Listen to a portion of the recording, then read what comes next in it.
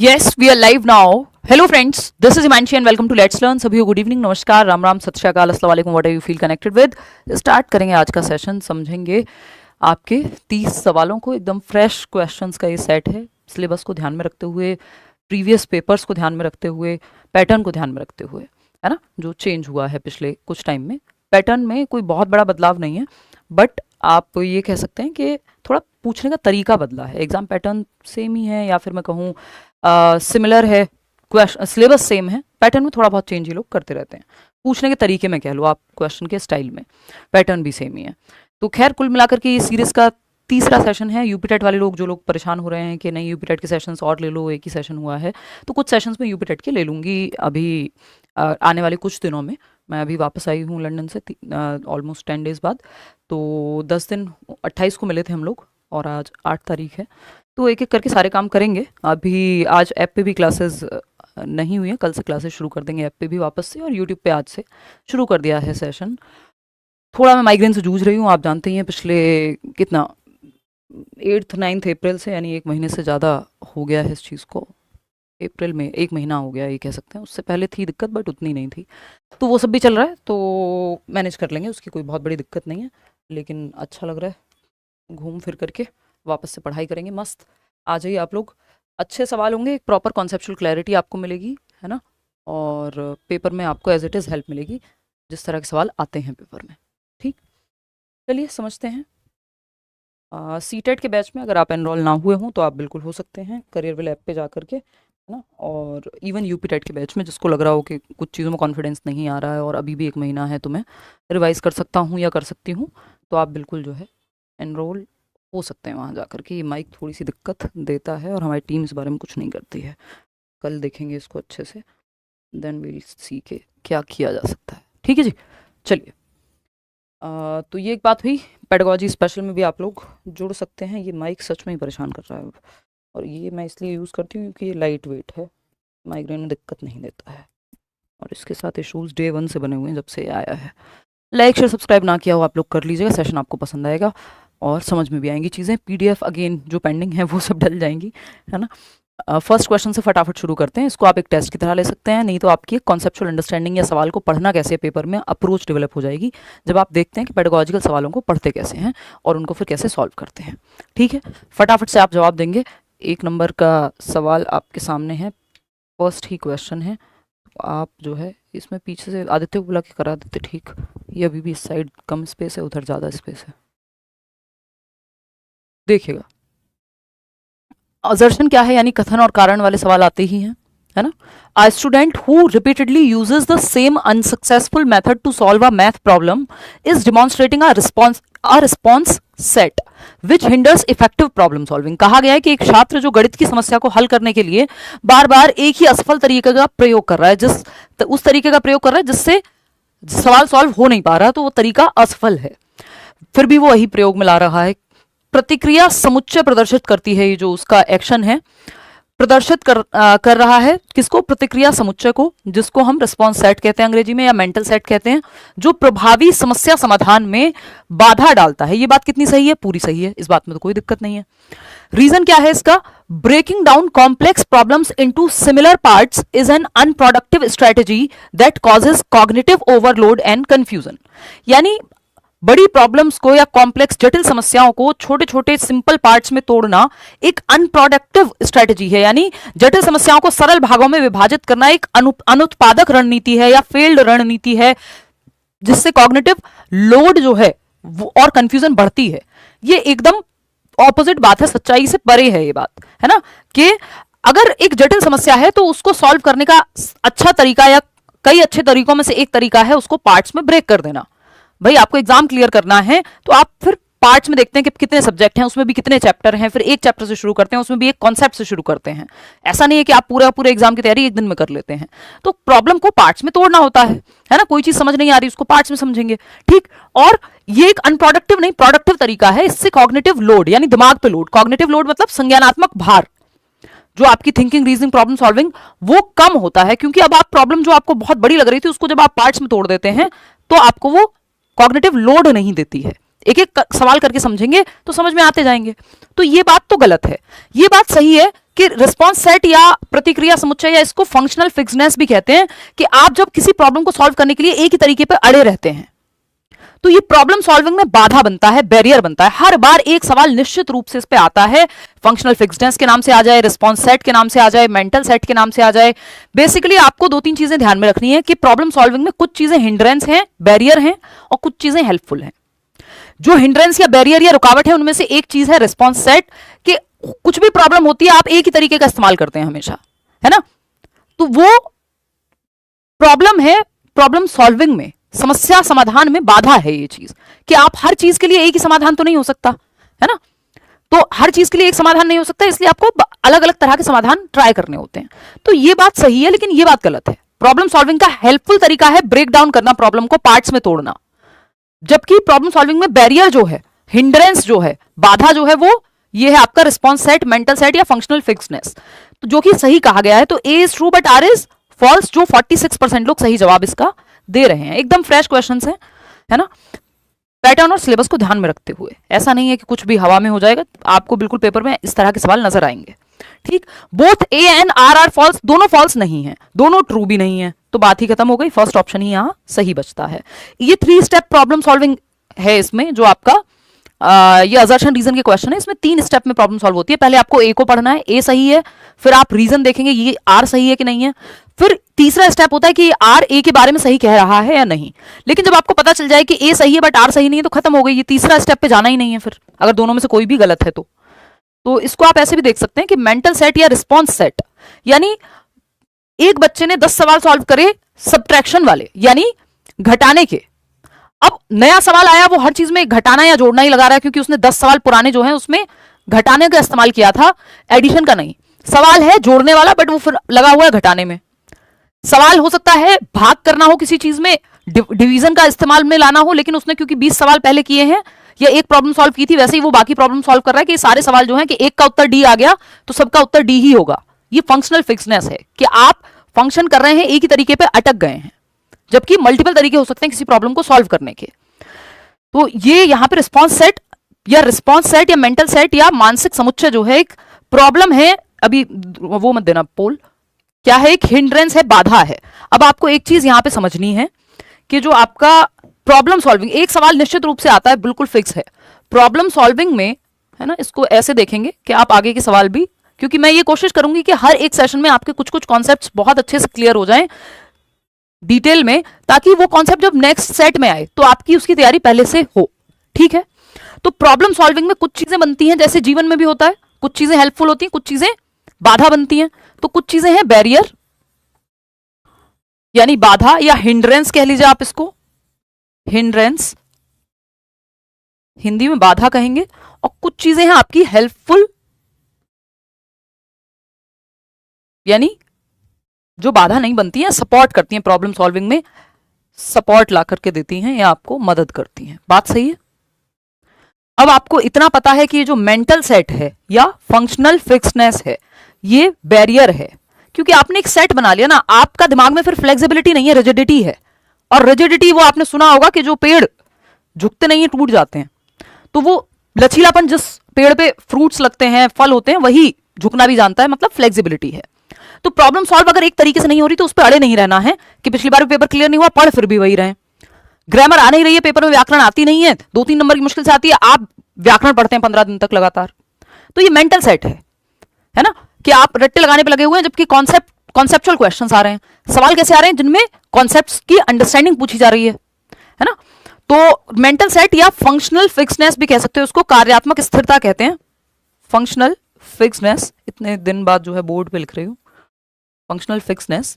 ठीक है, हेल्पफुल क्या है इसमें, हेल्पफुल है break a problem into parts, break a problem, पूरा नहीं लिख रही हूं मैं, यानी समस्या को इनटू पार्ट्स में, यानी टुकड़ों में तोड़ लो अगर बड़ी समस्या है, जटिल प्रॉब्लम है। दूसरा क्या होता है, दूसरा होता है एनालिटिकल थिंकिंग का इस्तेमाल करना या एनालॉजी का इस्तेमाल करना, है ना, एनालॉजिकल थिंकिंग का इस्तेमाल करना। एनालॉजिकल क्या होता है, आपने कोई समान समस्या सॉल्व करी थी पहले, उससे आपने इंस्पिरेशन ले ली कि हाँ ये कॉन्सेप्ट यहां भी लग सकता है, जरूरी नहीं है ये सेम तरीका नहीं अपनाया as it is. Analogical thinking है आपने समानता देखी, कुछ प्रीवियस जो भी आपने प्रॉब्लम सॉल्व की थी उसके आधार पे कुछ चीजों का आपने इस्तेमाल किया उस तरह की प्रॉब्लम को सॉल्व करने में। मेंटल सेट उल्टा है, ये प्रॉब्लम कोई भी हो, तरीका एक ही है, समझ रहे हो? तो एनालॉजिकल थिंकिंग सही है कि अगर एक जैसी प्रॉब्लम है तो आपने हेल्प ले ली एनालॉजिकल थिंकिंग की, क्योंकि समानता थी, है ना, कि हमारी आंख कैमरे की जैसी है, ये एनालॉजी है, समानता है इस चीज में, या एक समझने का जरिया हो सकता है। बात सही है नहीं? इतनी बात क्लियर है? कमेंट्स अटक क्यों जाते हैं? चलिए खैर, फिर आते हैं हम नेक्स्ट। ये प्रॉब्लम को टुकड़ों में तोड़ना अच्छी हेल्पफुल चीज है, एनालॉजिकल थिंकिंग हेल्पफुल चीज है। ब्रेनस्टॉर्मिंग, उद्वेलनशीलता बोलते हैं इसको, मस्तिष्क को उद्वेलनशीलता, ब्रेनस्टॉर्मिंग यानी आइडियाज की बारिश। बच्चे ग्रुप में बैठ करके किसी प्रॉब्लम पे अलग अलग सॉल्यूशन सोच रहे हैं, ये भी हेल्पफुल है। वही मेंटल सेट, फंक्शनल फिक्सनेस, है ना, ये प्रॉब्लमेटिक है। बात क्लियर है? चलिए खैर, आते हैं नेक्स्ट क्वेश्चन पे। क्वेश्चन नंबर है 2। व्हाट आर द, जो लोग नए जोड़ रहे हैं वो 1-2 दिन खुद को भी दें, मुझे भी दें, क्योंकि आपको स्टाइल समझने में किसी भी व्यक्ति का, किसी भी टीचर का समय लगता है ना, वो आइडिया हो जाता है। फिर आपको कुछ चीजें ऐसी होंगी जो इस सेशन में मैं नहीं बताऊंगी, मे बी किसी और क्वेश्चन पे, किसी और टॉपिक पे चर्चा हो रही होगी तो उसके डिटेल में जाएंगे। तो उस एक टीचर से पढ़ने का ये फायदा रहता है कि आपको चीजें जो है एड ऑन होती रहती हैं, प्रीवियस नॉलेज या स्टाइल से आप कंफर्टेबल हो जाते हैं, और आज नहीं तो दूसरी क्लास में आपको बहुत सारी चीजें धीरे धीरे कनेक्ट होने लगती हैं। बात सही है? चलिए, 76% इसमें सही जवाब दे रहे हैं, देख लेते हैं सही है भी कि नहीं। What are the primary characteristics of intrinsic motivation? आंतरिक और बाह्य अभिप्रेरणा पे एक सवाल हर हालत में आता है सीटेट में। इंटरनल और एक्सटर्नल मोटिवेशन, आंतरिक अभिप्रेरणा क्या है? जिसका रीजन बाहर ना हो, जिसका रीजन अंदर हो। पहला है engaging in an activity to avoid punishment from parents. किसी काम को आप इसलिए कर रहे हैं कि माता पिता से डांट ना पड़े, घर वाले शादी कर देंगे इसलिए पढ़ाई कर रहे हैं, तो ये एक्सटर्नल मोटिवेशन है। मोटिवेशन है, इसकी वजह से आप पढ़ाई कर रहे हैं तो मोटिवेटेड तो आप हैं, लेकिन इसका रीजन बाहर है, तो ये क्या है? ये एक्सटर्नल का उदाहरण है, इंटरनल का नहीं। Completing a complex puzzle purely for personal enjoyment, इसमें रीजन बाहर नहीं है, आपको मजा आ रहा है किसी काम को करने में, आनंद महसूस कर रहे हैं आप, तो ये रीजन अंदर है, बाहर थोड़ी। आनंद कोई हाथ में थोड़ी लेके घूमोगे, आनंद तो मन के अंदर है कि मुझे मजा आता है पढ़ा करके, तो मैं पढ़ा रही हूं, है ना। पैसे मिले नहीं मिले वो सेकेंडरी बात हो गई। बात सही है? नेक्स्ट क्या है? ऐसे ही हजारों वीडियोस हैं लेट्स लर्न पे। Feeling a sense of mastery and curiosity during learning. अब सेंस ऑफ मास्टरी, आपको महारत हासिल होगी, कोई चीज अगर आप जानना चाहते हैं तो उसके बारे में सब कुछ जानना चाहते हैं। ये कहां से आ रहा है? क्यूरियोसिटी से। नंबर मिल रहे हैं नहीं मिल रहे उससे फर्क नहीं पड़ रहा, जिज्ञासा है, जानने की चाहत है, तो ये रीजन इंटरनल है ना। ये दोनों बहुत बेहतरीन रीजन है सीखने के, इसमें बाहर आपको किसी के वाहवाही की जरूरत नहीं पड़ती। Studying hard exclusively to win a cash prize. देखो प्राइज कहां है? बाहर दुनिया में मिलेगा। जो भी चीज बाहर मिल रही है, पुरस्कार एक्सटर्नल मोटिवेशन का उदाहरण है। तो सेकंड और थर्ड जो हैं, जो कि सेकंड ऑप्शन आप लोग सही जवाब दे भी रहे थे। अच्छा, इस बार एक क्वेश्चन आया था, इस बार नहीं, इससे पिछली बार सीटेट में, कि आपका इंटरनल और एक्सटर्नल मोटिवेशन जो है जुड़े हुए हैं। कई बार इंटरनल मोटिवेशन से कहानी शुरू होती है या एक्सटर्नल से शुरू होती है, कि घर वालों ने कहा टीचिंग का कोर्स कर लो, है ना, फिर आप टीचिंग का कोर्स करने गए, आपको मजा आया पढ़ाने में, तो वो शुरू मजबूरी में किए थे, फिर मजा आने लगा, मतलब एक्सटर्नल से इंटरनल चले गए, या इंटरनल से एक्सटर्नल चले जाओ, ये भी हो सकता है ना। दोनों कई बार इंटरमिंगल हो सकती है, कॉम्प्लेक्स वेज में इंटरकनेक्टेड भी हो सकती हैं, म्यूचुअली एक्सक्लूसिव नहीं है, ये भी ध्यान रखना है। तो सेकंड और थर्ड जो है वो बेहतर यहाँ पे सही जवाब है इंटरनल का। कोशिश करनी है इंटरनल मोटिवेशन बच्चे में आप जागृत कर पाए एक्सटर्नल की बजाय, क्योंकि ये थोड़ा लंबा चलती है। क्वेश्चन नंबर 3 देखिएगा, एक और सवाल है मोटिवेशन से, लगभग 2 सवाल आते हैं, 2 हमने साइड में डलवाए हैं। विच of the following sequences correctly represents the motivation cycle? Motivation cycle में जो एनसीईआरटी वाली मोटिवेशन साइकिल है वो 6 स्टेप्स फॉलो होते हैं, 6 स्टेप। इसका सिंपल शॉर्ट ट्रिक मैंने आपको बताया हुआ है, NDA GAR, GAR। ये 6 स्टेप साइकिल है जो एनसीईआरटी की साइकिल है। वैसे और भी अलग अलग सोर्सेज से अलग अलग राइटर्स ने जो है साइकिल दी हुई है, जिसमें किसी में 3 स्टेप हैं, किसी में 4 स्टेप हैं, बट ये 6 स्टेप की एनसीईआरटी वाली साइकिल है जिसको हम थॉरोली फॉलो करते हैं, है ना। अब आप इसका जवाब देंगे, 49% लोग ए कह रहे हैं। देखते हैं, नीड, यस, नीड, आवश्यकता ही आविष्कार की जननी है। मोटिवेशन के लिए पहला स्टेप नीड है। अगर आपको आवश्यकता ही नहीं होती, आप नहीं पढ़ रहे होते, नौकरी चाहिए ही नहीं आपको, यह आवश्यकता हो सकती है किसी का जानने का मन हो ये सब्जेक्ट, फिर भी नीड है एक तरह की। तो नीड जो है फिजियोलॉजिकल और सोशियोलॉजिकल दोनों हो सकती हैं, मोटिव से आती हैं, 2 मोटिव्स होते हैं। फिजियोलॉजिकल मोटिव क्या है? Sleep, hunger, sex. Sociological motive क्या है? कुछ अचीव करना है ना, प्राइज जीतना है, नंबर लाने हैं। तो नीड है, बिल्कुल सही बात है। ड्राइव, इस नीड से ड्राइव यानी एक टेंशन क्रिएट होगी अंदर, जिसको ड्राइव कहते हैं, जिसकी वजह से आपको नीड थी नौकरी की, एक ड्राइव आई कि भाई नौकरी लेनी पड़ेगी, अंदर से एक चालक शक्ति के रूप में एक टेंशन क्रिएट हुई अंदर कि ये काम करना है ना। गोल अच्छे अटेनमेंट होगा जब ड्राइव आएगी, तो ड्राइव के बाद जनरली अराउजल आता है, बट ये वाले ऑप्शंस में अराउजल कहीं भी नहीं दिया है। और जैसा मैंने आपको बताया कई साइकिल्स हैं जिसमें 3-4 ही स्टेप होते हैं कि भाई नीड है, नीड से ड्राइव हुआ, अचीवमेंट हो गई, गोल की प्राप्ति हो गई।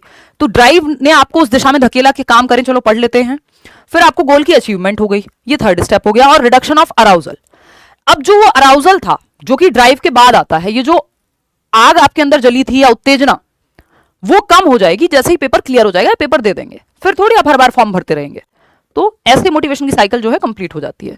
तो ऑप्शंस के हिसाब से जाएं तो पहला ऑप्शन ही यहां सही बैठता है, हालांकि इसमें अराउजल का या वो ऑप्शन नहीं है ना। इन्होंने कितने स्टेप में खत्म कर दिया, 1 2 3 4, जबकि 6 स्टेप की हम बात करते हैं। अभी आएंगे इस पे कि 6 स्टेप कैसे हैं। नीड रिडक्शन ऑफ अराउजल, भाई नीड के बाद डायरेक्ट अराउजल में कमी कैसे आ गई, ना ड्राइव आई, ना अराउजल हुआ, ना अचीवमेंट हुआ, है ना। तो आवश्यकता के बाद सीधा उत्तेजना में कमी नहीं आ सकती, जब तक उपलब्धि नहीं हुई तब तक उत्तेजना में कमी नहीं आएगी। भाई जब पेपर पास कर लोगे तब जाकर के तो वो अराउजल कम होगा, या अगली नीड पे जाओगे या कोई और नीड पे जाओगे। इंटरेस्ट क्या है, रुचि, परसेप्शन, एटीट्यूड, ये मोटिवेशन साइकिल में नहीं आता है कि नीड के बाद इमोशन आता हो। एनडीए गार यही एक सीक्वेंस है। इस साइकिल को देख भी लेते हैं तो पहला ऑप्शन सही हो गया, ज्यादातर लोग सही जवाब दे भी रहे हैं कि भाई नीड है, फिर ड्राइव हुई। नीड क्या है, भूख लगी है आपको, ये नीड है ना। इस चीज ने आपको ड्राइव किया, आप गए दौड़ करके, है ना। पहले एक टेंशन क्रिएट हुई कि यार खाने को चाहिए कुछ, एक चुलबुलाहट है, एक ड्राइव है, एक चालक है, टेंशन क्रिएट हुई है। फिर आप अराउजल, यानी ये और एक स्टेप आगे बढ़ेगा तो आप एक्शन लेने के लिए बाधित हो जाएंगे। जब ये ड्राइव और बढ़ेगी तो आप जाएंगे, फ्रिज खोलेंगे या वॉट जो भी आपके घर में है वो खाना शुरू करेंगे। तो आपको गोल अचीवमेंट हो गया जब आप नीड, ड्राइव, अराउजल के बाद आपने गोल डायरेक्टेड बिहेवियर किया, यानी उस दिशा में व्यवहार किया, फ्रिज खोला या खाना बनाया, वॉट ये गोल डायरेक्टेड बिहेवियर है कि जैसे आप पढ़ाई कर रहे हैं गोल की दिशा में, फिर उस गोल की अचीवमेंट हो जाएगी, खाना खा लोगे, भूख मिट गई। अब रिडक्शन ऑफ अराउजल है, ये जो आग थी अब वो कम हो गई क्योंकि मिल गई ना नौकरी, है ना, या कर लिया पेपर पास। अब थोड़ी हमेशा भागते रहोगे, फिर नई नीड आएगी, इस बार कोई और नीड आएगी, है ना, कि भाई 2 कमरों का मकान है, 3 का हो जाए, 4 का हो जाए, 400 का हो जाए, वॉट तो हर बार अलग अलग मोटिवेशन, हर व्यक्ति के लिए अलग अलग तरह से नीड्स काम करती हैं। सबके लिए सेम नीड हो जरूरी नहीं है, या हर व्यक्ति सेम चीज से मोटिवेटेड हो ये भी जरूरी नहीं है। तो पहला स्टेप जो 6 स्टेप साइकिल है आपकी एनडीए गार, इसमें अगर हम देखें तो नीड मतलब आवश्यकता, इस नीड से जो है आपकी ड्राइव, चालक या प्रणोद कहते हैं जिसको, कि आपके अंदर एक टेंशन क्रिएट होगी कि भाई कुछ करना है, कुछ करना है ना। नीड क्या है, नौकरी, नौकरी चाहिए, जरूरी है, ये टेंशन क्रिएट हुई है, ड्राइव जिसको हम कह रहे हैं। फिर आपका थर्ड स्टेप आता है अराउजल, उत्तेजना, कि अब ये चीज इस लेवल पे ये आग जल चुकी है कि आपको एक्शन लेने पे बाधित ही कर देगी, जो कि फोर्थ स्टेप होगा गोल डायरेक्टेड बिहेवियर, यानी आप गोल की दिशा में किताब ले आए या बैच ले लिया, पढ़ने बैठ गए हैं। अब सिर्फ ये मन में नहीं है कि ड्राइव है, एक टेंशन क्रिएट हुई है, अराउजल है, हाँ करना तो है, अब आप एक्शन भी ले रहे हैं। तो ये फोर्थ स्टेप है। जब आप गोल की दिशा में सही एक्शन लेते हैं तो एक समय के बाद आपको अचीवमेंट यानी गोल की प्राप्ति हो जाती है। जब आपकी अचीवमेंट हो गई तो ये जो अराउजल थी, ये जो आग थी, इसमें कमी आ जाएगी, रिडक्शन आ जाएगी, क्योंकि जब मिल गई जो चीज तो अब रिडक्शन ऑफ अराउजल हो गया, है ना, सिक्स्थ स्टेप जिसको कहते हैं। तो ये एनडीए गार, ये 6 स्टेप की आपकी मोटिवेशन की साइकिल है। क्वेश्चन नंबर 4 देखिएगा, ये क्या कहता है। ये एक बार पूछा हुआ है बहुत पहले, क्योंकि लर्निंग टॉपिक आपका सिलेबस में है और उसी से जुड़ी हुई चीजें और पहले पूछी जा चुकी है, तो इस क्वेश्चन को हमने इंक्लूड किया है। ठीक है, जिनको नहीं पता अभी मैं समझा दूंगी, बहुत छोटा सा ही टॉपिक है, कोई बहुत बड़ा टॉपिक नहीं है। सवाल पढ़ो और जवाब दो एक बार, फिर हम बात करेंगे आगे की। बात सही है? यू आर बेस्ट मैम जी, धन्यवाद। ये तो आप लोगों का प्यार है, नहीं तो खुद की तारीफ खुद भी की जा सकती है ना। देखिएगा एक बार, समझते हैं। 58% लोग सेकंड ऑप्शन दे रहे हैं, देखते हैं। विच of the following situations is an example of zero transfer of learning, यानी शून्य अधिगम का अंतरण या स्थानांतरण का उदाहरण कौन सा है। देखिए 3 प्रकार के ट्रांसफर ऑफ लर्निंग होते हैं एज पर थॉर्नडाइक। एडवर्ड ली थॉर्नडाइक एक व्यक्ति है, उनकी थियरी आपको पढ़ने की जरूरत नहीं है, सीटेट में, यूपीटेट में पढ़नी है ना। वो कहते हैं कि अधिगम का ट्रांसफर क्या, ट्रांसफर ऑफ लर्निंग है क्या। ट्रांसफर ऑफ लर्निंग जैसे ट्रांसफर होता है आपका नौकरी में, एक जगह से दूसरी जगह गए आप, स्थानांतरण बोलते हैं इसको, है ना। ऐसे ही लर्निंग में भी चीजों का ट्रांसफर होता है। आपने अपने माँ बाप से, घर वालों से, पिछली जनरेशन से, टीचर्स से ये सुना होगा कि जैसे माय फादर यूज्ड टू से कि सीखा हुआ कभी बेकार नहीं जाता। ये सब आपने सुना है ना, कि जो भी आपने सीखा है जीवन में, जो कुछ भी, वो बर्बाद नहीं जाएगा, बेकार नहीं जाएगा, कहीं ना कहीं काम आ जाएगा, जीवन में काम आ जाएगा। सिलेबस में नहीं आया, नौकरी में नहीं आया, कहीं और नहीं आया, तो कहीं ना कहीं काम आ जाएगा। इसको ट्रांसफर ऑफ लर्निंग बोलते हैं। ये 3 प्रकार की होती है एज पर थॉर्नडाइक। इनको फादर ऑफ एजुकेशनल साइकोलॉजी यानी शैक्षिक मनोविज्ञान का जनक कहते हैं। यानी साइकोलॉजी के प्रिंसिपल्स को एजुकेशन में भरपूर यूज किया। रिवॉर्ड पनिशमेंट का जो कॉन्सेप्ट है यही लेकर के आए। नाम क्या है? थॉर्नडाइक। और भी लोग हैं जिसमें वर्टिकल और हॉरिजॉन्टल ट्रांसफर ऑफ लर्निंग की बात होती है, बट वो जनरली सीटेट में नहीं पूछता है। अगर हम बात करें यहां पे, तो एक है पॉजिटिव ट्रांसफर ऑफ लर्निंग, यानी एक सिचुएशन में जो आपने सीखा वो दूसरी सिचुएशन में काम आ गया। जैसे आपको साइकिल चलाना आता है, जब आप बाइक सीखेंगे तो ये जो बैलेंस करना है स्टीयरिंग को, सॉरी इसको स्टीयरिंग तो नहीं बोलेंगे, हैंडल को, वो आपको मदद करेगा किसमें? बाइक सीखने में, है ना। जिसका मैथ्स अच्छा होता है उसको फिजिक्स में मदद मिलती है। ठीक है। नेगेटिव ट्रांसफर ऑफ लर्निंग, अगर एक चीज जो सीखी आपने वो बाधा बने दूसरी चीज को सीखने में। तीसरा है जीरो ट्रांसफर ऑफ लर्निंग, जिसकी बात पूछी है शून्य ट्रांसफर, कि भाई आपने हिंदी सीखी और आप स्विमिंग सीख रहे हैं, दो चीजों में कोई ताल्लुक नहीं है, आपकी मर्जी, अभी हम पढ़ रहे हैं, थोड़ी देर बाद में गाना गाने लगूं, तो ये दो अलग एक्टिविटीज हैं। एक सिचुएशन में जो सीखा था उसका प्रभाव जीरो पड़ रहा है दूसरी सिचुएशन में। जबकि जब आपको साइकिल आता है और आप साइकिल आती है और बाइक आप चलाना सीख रहे हैं, तो आपको वो हेल्प करेगी। या बाइक में अगर गियर डालने का और क्लच छोड़ने का सिस्टम आपको पता है, तो जब, क्योंकि मुझे बाइक आती थी बचपन से, बचपन इसलिए बोल रही हूँ 9-10 साल की उम्र से, तो गाड़ी चलाने में इतनी आसानी हुई कि मुझे पता था कि क्लच जो है वो एकदम से नहीं छोड़नी है। लेकिन जब पहली बार आप बाइक सीख रहे होते हैं और क्लच छोड़ने का सिस्टम और गियर के साथ कॉम्बिनेशन सीख रहे होते हैं, तो वो वहां पे टाइम लगता है। तो ट्रांसफर ऑफ लर्निंग क्या है? एक सिचुएशन में जो सीखा आपने दूसरी सिचुएशन में काम आ रहा है। आपने टाइपिंग सीखी, है ना, वो क्वालिटी कीपैड वाले फोन्स आते थे पहले, याद हो आपको, अब वो हमारे टच फोन्स में होता ही है बाय डिफॉल्ट। तो जिनको टाइपिंग आती है उनको पता है कि ए का जो प्लेसमेंट है कीबोर्ड में कहां होता है। तो जिनको टाइपराइटर आता था उनको कंप्यूटर वाली टाइपिंग में हेल्प हुई, जिनको कंप्यूटर वाली टाइपिंग आती थी वो फोन पे क्वालिटी कीपैड में हेल्प हुई। ठीक है ना। नेगेटिव ट्रांसफर हो सकता है, जो एक सिचुएशन में आपने सीखा है वो हेल्पफुल होने की बजाय प्रॉब्लम क्रिएट कर रहा है। कि आपको गाड़ी चलानी आती है इंडिया में, और आप जो है राइट साइड आपका स्टीयरिंग है, फिर आप दुबई चले गए या किसी और कंट्री चले गए, वेस्टर्न कंट्रीज में, यूएस चले गए फॉर दैट मैटर, जहां आपका जो स्टीयरिंग है गाड़ी का वो लेफ्ट साइड में है। यहां लोग आप कहते हैं कि हम लेफ्ट साइड में चलते हैं रोड के, वहां राइट में चल रहे हैं। तो आपने क्योंकि इंडिया में जो गाड़ी चलाना सीखा था, वो हो सकता है कुछ दिन आपको प्रॉब्लम क्रिएट करे, बार बार आपका जो दिमाग है या आपका हाथ है, आप उस तरफ से गाड़ी में बैठे जिस तरफ स्टीयरिंग है ही नहीं, है ना। तो ये नेगेटिव ट्रांसफर ऑफ लर्निंग हो जाएगा कि एक सिचुएशन में जो सीखा था, ए सिचुएशन में इंडिया में गाड़ी चलाना सीखा था, ये दुबई में गाड़ी चलाने में हिंड्रेंस पैदा कर रहा है कुछ दिन तक। कुछ चीजें यहां पे कॉमन भी होंगी। तो एक बेसिक सा कॉन्सेप्ट है। अब यहां पे पूछा है जीरो ट्रांसफर ऑफ लर्निंग का क्या उदाहरण है? Learning to ride a bicycle helps in learning to ride a motorcycle. Cycle चलाना सीखने से मोटरसाइकिल चलाना सीखने में सहायता मिलती है। पॉजिटिव ट्रांसफर ऑफ लर्निंग का उदाहरण है। जीरो नहीं है ये। ऐसा नहीं है कि साइकिल सीखी और बाइक चलाने में कोई मदद नहीं होगी, जीरो नहीं है। Learning Hindi has no effect on learning swimming. यही बात हम अभी कर रहे थे कि अगर आपको हिंदी सीखी आपने या स्पेनिश सीखी है, कोई भी भाषा सीखी है, स्विमिंग सीखने में और इस भाषा के सीखने में कोई डायरेक्ट रिलेशन हो जरूरी नहीं है। अब ये मत कहिएगा कि आप स्विमिंग सीखने गए, किसी ने आपको इंस्ट्रक्ट किया और हिंदी का प्रयोग किया। भाई हो सकता है हिंदी की बजाय इंग्लिश का भी प्रयोग हो सकता था, वो तो किसी भी भाषा का प्रयोग हो सकता था। या अगर मान लो आपको भाषा नहीं भी आती है, तो बच्चों को कहा जाता है कि वो नेचुरल स्विमर्स होते हैं, वो माँ के गर्भ में तैर ही रहे होते हैं एक तरह से। तो भाषा नहीं भी आती तब भी आप तैरना सीख सकते हैं।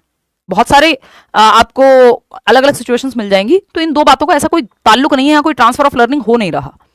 Learning mathematics helps in learning physics. हाँ, मैथमेटिक्स और फिजिक्स या मैथमेटिक्स और रीजनिंग में ताल्लुक है कि जिनका मैथ्स ठीक होता है उनकी रीजनिंग ठीक होती है बाय डिफॉल्ट। क्यों? क्योंकि ट्रांसफर ऑफ लर्निंग हो रहा है। Learning typing on a computer improves mobile texting. बिल्कुल सही बात है, क्योंकि कीपैड जो है सेम है आजकल तो स्पेशली। तो ये आपकी कहानी हो गई। सेकंड ऑप्शन ही है जो जीरो ट्रांसफर को दर्शाता है, बाकी सब में पॉजिटिव ट्रांसफर है, नेगेटिव भी नहीं है। क्वेश्चन नंबर 5 देखिएगा। Development differs from learning because development. विकास अधिगम से भिन्न है क्योंकि। बहुत अच्छे सवाल है। डेवलपमेंट डिफरेंट क्यों है, अलग क्यों है लर्निंग से? डेवलपमेंट और लर्निंग का रिश्ता क्या कहलाता है, यह आपको बताना है। डेवलपमेंट कैसे अलग है लर्निंग से, यह पूछा है कवि ने, तो आपको जवाब देना है। फटाफट से बताएंगे।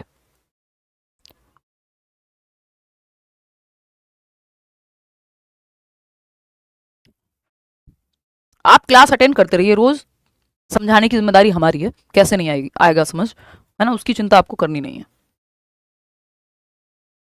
चलिए, विकास अधिगम से कैसे भिन्न है या अलग है? तो सेकेंड ऑप्शन आप लोग कह रहे हैं, जो कि सही है। और कितने परसेंट लोग कह रहे हैं? 93% लोग। ये हम यूट्यूब पे भी डिस्कशन कर चुके हैं, वो जो पहली क्लास थी सीडीपी की, if I am not wrong, तो बैच में है तो पक्का 100% हमने डिस्कशन किया है। किया तो यूट्यूब पे भी होगा, बट हो सकता है पुराने वीडियोज में हो। ठीक है। डेवलपमेंट डिफरेंट है लर्निंग से, क्योंकि डेवलपमेंट ऑलवेज प्लान्ड होता है। वो तो लर्निंग भी हो सकती है, कई बार प्लान नहीं भी हो, वो चीजें भी डेवलपमेंट में आ सकती हैं।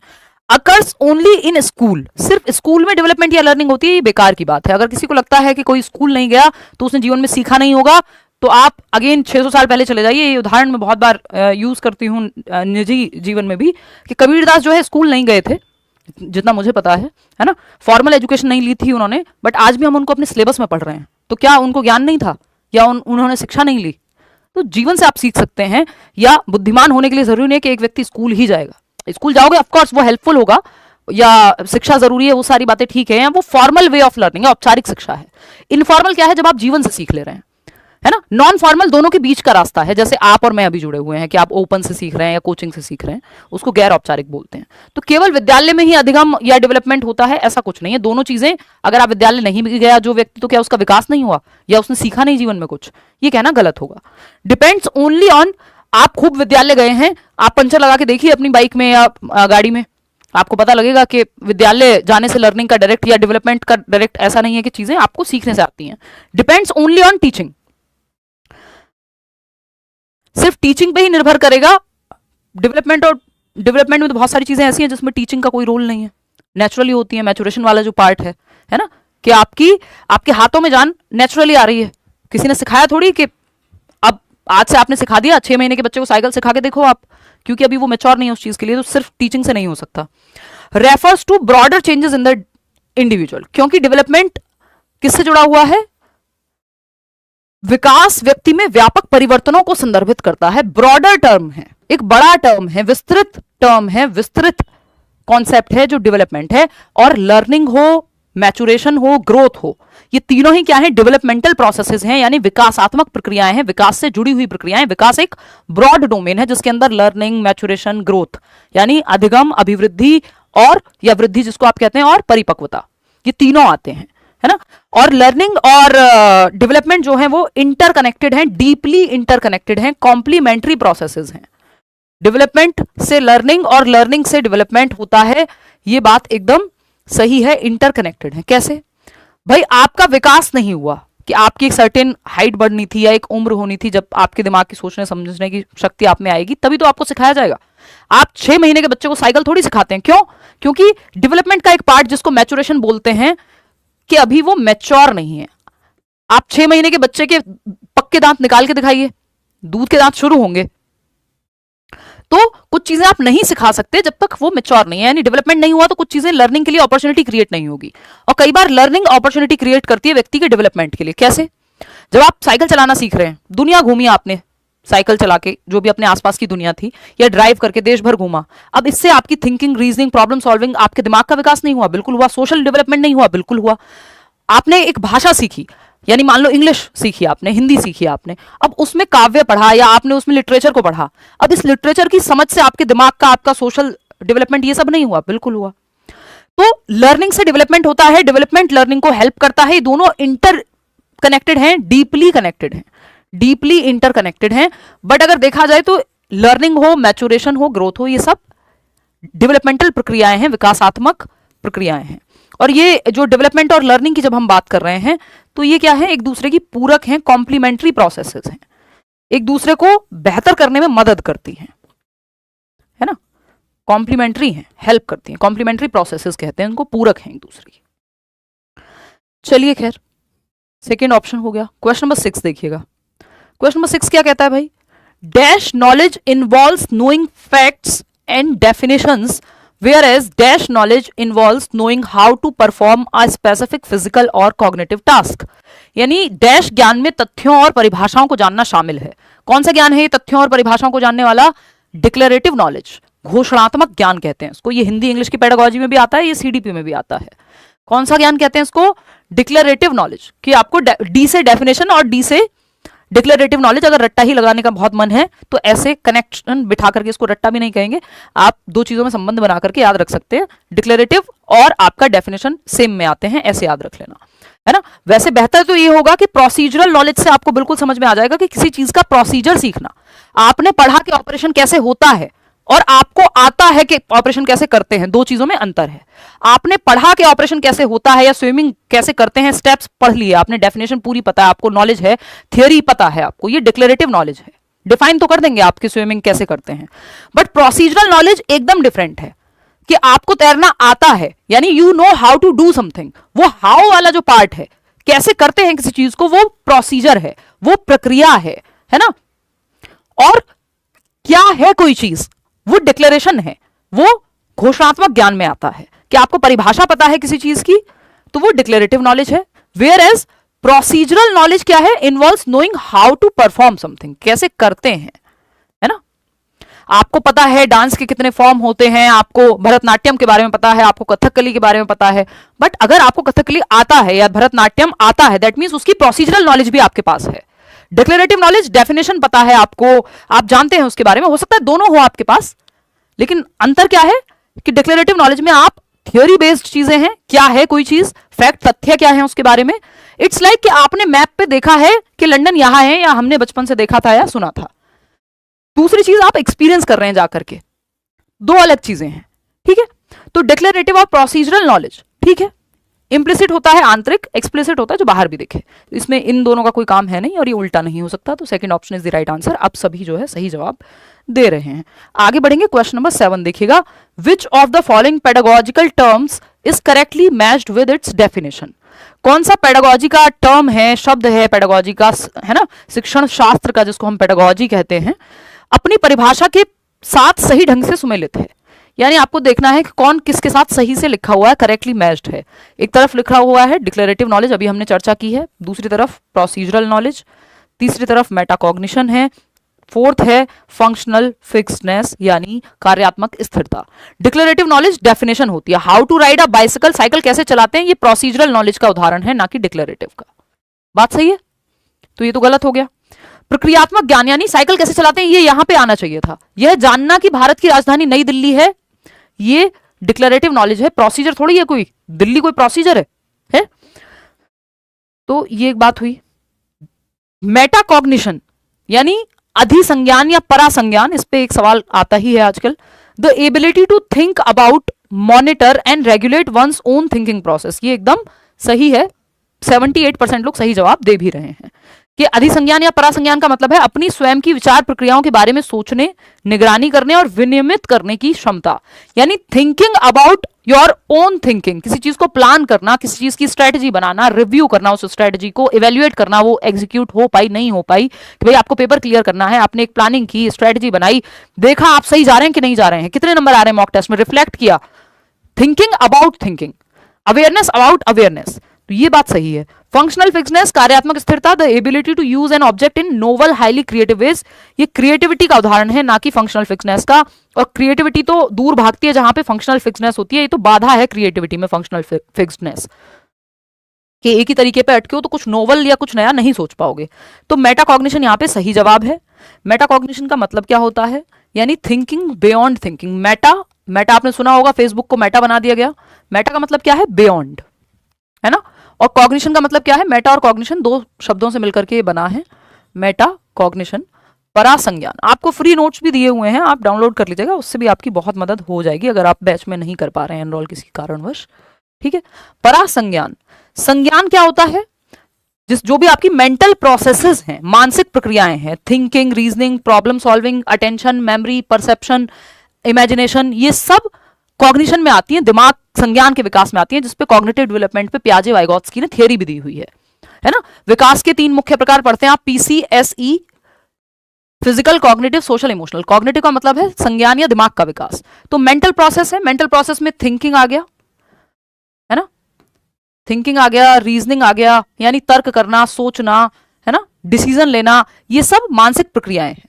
कई बार सवाल पूछ लेता है कौन सा एक कॉग्निटिव प्रोसेस नहीं है, तो जहां बात आ रही होगी कि फील करना कुछ, तो वो कॉग्निशन से ज्यादा इमोशंस के डेवलपमेंट में चला जाएगा।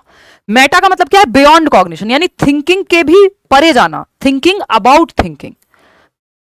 इसमें क्या होगा? इसमें आप प्लानिंग करेंगे किसी चीज की कि भाई मुझे किस दिशा में जाना है, कैसे पढ़ना है ना, गोल सेट किया आपने, रिव्यू करेंगे वो फिर ठीक से हो पा रहा है या नहीं हो पा रहा, रिफ्लेक्ट करेंगे, चिंतन मनन करेंगे, इंप्लीमेंट करेंगे, फिर उसको इवेल्युएट करेंगे। तो थिंकिंग के भी ऊपर सोच पाना कि आप कैसा महसूस कर रहे हैं और क्यों महसूस कर रहे हैं, इस पे भी आप सोच पा रहे हैं। आप कैसे सोचते हैं, वो क्यों सोचते हैं, इस पे भी आप सोच पा रहे हैं। तो this is thinking about thinking. ये बच्चों के लिए काफी हेल्पफुल है क्योंकि इससे हायर मेंटल एबिलिटीज आपकी विकसित होती हैं। तो third option is the right answer. आगे बढ़ेंगे, क्वेश्चन नंबर 8। ये आप देख सकते हो, उसमें डिक्लेरेटिव नॉलेज, यानी आपको वर्ल्ड के सारे फैक्ट पता है, कौन सा शहर किसकी राजधानी है, कैसे चलाते हैं, प्रोसीजरल नॉलेज आपको बाइक की पता है ना, लिखते कैसे हैं ये आपको पता है, पंचर कैसे लगाते हैं, टायर कैसे बदलते हैं, ये आपको आता है करना, तो ये प्रोसीजरल नॉलेज है। इसके बारे में पता है डेफिनेशन या परिभाषिक रूप से, तो वो डिक्लेरेटिव नॉलेज है। मेटाकॉग्निशन, आप अपने विचारों पे भी विचार कर पा रहे हैं। फंक्शनल फिक्सनेस, एक ही तरीके बैठ के पढ़े हैं, जबकि मल्टीपल तरीकों का प्रयोग प्रॉब्लम को सॉल्व करने के लिए करना था। क्वेश्चन नंबर 8 देखिएगा, लॉरेंस कोहलबर्ग के बारे में सवाल है। बिश्नोई नहीं है, ये कोहलबर्ग है। Lawrence Kohlberg's theory of moral development has been criticised primarily because. Lawrence Kohlberg के नैतिक विकास के सिद्धांत की मुख्य रूप से आलोचना किस बात पे की गई है? कोहलबर्ग की आलोचना पे पता नहीं कितनी बार सीटेट में सवाल आया है, बैक टू बैक अनगिनत बार आया है, मतलब गिन तो सकते होंगे ऑफ कोर्स, बट आप ये समझ लीजिए कि बहुत बार सवाल आया है ना। तो क्रिटिसिज्म क्या है मॉरल डेवलपमेंट की थियोरी का जो कोहलबर्ग के द्वारा दी गई है? 2-3 क्रिटिसिज्म है, जिसमें से एक बहुत ही फेमस क्रिटिसिज्म है कि जेंडर बायस थियरी है। महिलाओं के पर्सपेक्टिव को या वुमेन के पर्सपेक्टिव को, फीमेल्स के पर्सपेक्टिव को इसमें देखा ही नहीं गया। सारे जो सैंपल थे इस थियरी को बनाते समय वो पुरुषों के सैंपल थे या मेल सैंपल थे। तो यहां पे, और जबकि जो महिलाओं का सही गलत है, मॉरलिटी है, वो कई बार केयर पे भी फोकस्ड होती है, तो इसलिए इसको जेंडर बायस थियरी कहा। इन्हीं की एक स्टूडेंट ने जिनका नाम कैरल गिलिगन है, जीवित हैं वो, कोहलबर्ग नहीं है, ही कमिटेड सुसाइड। खैर ये जरूरी नहीं है, अभी जरूरी है इनकी थियरी। तो Lawrence Kohlberg's theory of moral development has been criticised primarily because, मतलब जरूरी है, ठीक है, इन्होंने थियरी दी है, बट अभी के लिए पेपर में क्या जरूरी है, इनकी थियरी को जानना। ये अपने आप में बहुत बड़ी बात होती है कि आपका काम आपसे ऊपर निकल जाए, आपकी चर्चा से ज्यादा आपके काम की चर्चा हो रही है ना, कि मॉरल डेवलपमेंट लिखे गए वो हम आज तक पढ़ रहे हैं, कहाँ थे कौन थे हो सकता है आपको ना पता हो, मतलब हम लोगों को पता है, हम लोग पढ़ते हैं पढ़ाते हैं तो ज्यादा पढ़ लेते हैं कई बार, ठीक। तो it ignores the physical milestones of infancy, नहीं ऐसी कोई बात नहीं है, ये कोई क्रिटिसिज्म नहीं है। It was based primarily on a male sample, yes, under represents the ethics of care. Ethics of care यानी देखभाल की या केयर की जो नैतिकता है वो महिलाओं में होती है, उस पहलू को इन्होंने बिल्कुल इग्नोर ही कर लिया और सिर्फ मेल सैंपल्स को इंक्लूड किया गया। तो ये जेंडर बायस थियरी है। It claims that morality is fully developed by the age of 3, नहीं भाई साहब, ये एडोलसेंस और अडल्टहुड तक की बातें हो रही हैं, 3 साल में कोई मॉरलिटी डेवलप नहीं हो रही, शून्य मॉरलिटी है, सेल्फ की मॉरलिटी होती ही नहीं है, सही गलत का कोई कॉन्सेप्ट ही नहीं है। It relies too heavy, it relies, बस सही गलत वो है जिससे डांट ना पड़े, it relies too heavily on पियाजे सेंसरी मोटर स्टेजेस, नहीं। देखिए पियाजे की एक थियरी है मॉरल डेवलपमेंट की, या इवन जो कॉग्निटिव डेवलपमेंट की थियरी है उससे ये इंस्पायर्ड है। ये थियरी, बहुत लोग बहुत सारी चीजें इंस्पायर्ड होती हैं, पहले लोग बता देते थे, आजकल लोग पूरी पूरी संस्थाएं बना लेते हैं कॉपी करके और श्रेय नहीं देते हैं, वो एक अलग बात है। लेकिन इंस्पिरेशन कोई भी किसी से ले सकता है, ह्यूमंस लेते हैं, हम सब एक दूसरे से इंस्पिरेशन लेकर आगे बढ़ते हैं जीवन में। तो ये इंस्पायर्ड है थियरी, कॉपीड नहीं है। कई बार कॉपीड होती हैं चीजें लेकिन श्रेय नहीं होता है। खैर एनीवे ये सब बातें चलती रहेंगी, आपके कमेंट्स पता नहीं क्यों रुक जाते हैं, देखिएगा। तो अगर हम बात करें it relies too heavy on पियाजे, नहीं, पियाजे किसी स्टेज पे ये ऐसा नहीं है कि चिपक गई है, इंस्पायर्ड है। इसलिए ये कहते हैं कि कॉग्निटिव मैच्योरिटी का कॉग्निटिव रीजनिंग से डायरेक्ट संबंध है। इस पे कभी और चर्चा करेंगे, ज्यादा हो जाएगा एक दिन में आपके लिए। It was based primarily on a male sample and under represents the ethics of care, महिलाओं के व्यू पॉइंट को या केयर की मॉरलिटी को इन्होंने इग्नोर किया है ना, सिर्फ मेल सैंपल्स ही थे। जब बात क्रिटिसिज्म की करते हैं कोहलबर्ग के, तो 3 चीजें मुख्य रूप से इनके 3 क्रिटिसिज्म है, 3 पॉइंट्स हैं आलोचना में। एक तो यह है कि ये जेंडर बायस है, यानी मेल सैंपल्स को ही लिया गया, लैंगिक पक्षपात है इसमें। दूसरा ये कि ये हाइपोथेटिकल सिचुएशंस हैं, और ये मेरा बहुत ही फेवरेट वाला पॉइंट है ना। वैसे तो जेंडर बायस भी काफी अच्छा क्रिटिसिज्म है इस थियरी के लिए, लेकिन ये सबसे बेहतरीन मुझे लगता है हाइपोथेटिकल सिचुएशंस। कि जब कोहलबर्ग ने सवाल पूछते समय या जब ये थियरी बनाई, जो भी सिचुएशंस ली, लोगों से पूछा कि अच्छा आप इस सिचुएशन में होते, एक तरफ आपका पति है, एक तरफ आपका आपके पिताजी हैं, तो आप किसको बचाएंगे, ऐसी सिचुएशन है। या एक तरफ आप पेपर देने जा रहे हैं, किसी की जान बचानी है, और एक तरफ आपका पेपर छूटेगा। मतलब मॉरल डिलेमास, नैतिक दुविधाएं आपको दी जाएं, है ना, कि भाई आप इट्स लाइक जब आप यूपीएससी के मॉक इंटरव्यूज देख रहे हैं कि एक व्यक्ति आपको कोई मिल जाए दुनिया में जो कहे मैं कभी रिश्वत लूंगा, और केसेस आप देख लीजिए मिलते ही हैं। तो इट्स लाइक कि जब आप हाइपोथेटिकली जब आपसे पूछा जा रहा है कि जब ये सिचुएशन होगी तो आप क्या करेंगे, तो आप कहते हैं मैं तो एकदम आइडियल आंसर देते हैं, मैं तो ये करूंगा जी, है ना, मैं तो रिश्वत कभी हाथ नहीं लगाऊंगा जीवन में। या दहेज, वो तो बहुत खराब चीज होती है। खुद की शादी हो रही है, आपने देखा भाई साहब यहां पे जो है क्या चल रहा है, गिफ्ट के नाम पे दहेज चल रहा है। तो ये क्या हाइपोथेटिकल सिचुएशन हो गई कि एक व्यक्ति हाइपोथेसिस में, परिकल्पना में कह दो, हाइपोथेसिस है कि ऐसा होगा, बट एक्चुअल में जब सिचुएशन आएगी तो वो व्यक्ति पलट जाएगा, इस बात की कोई गारंटी नहीं है।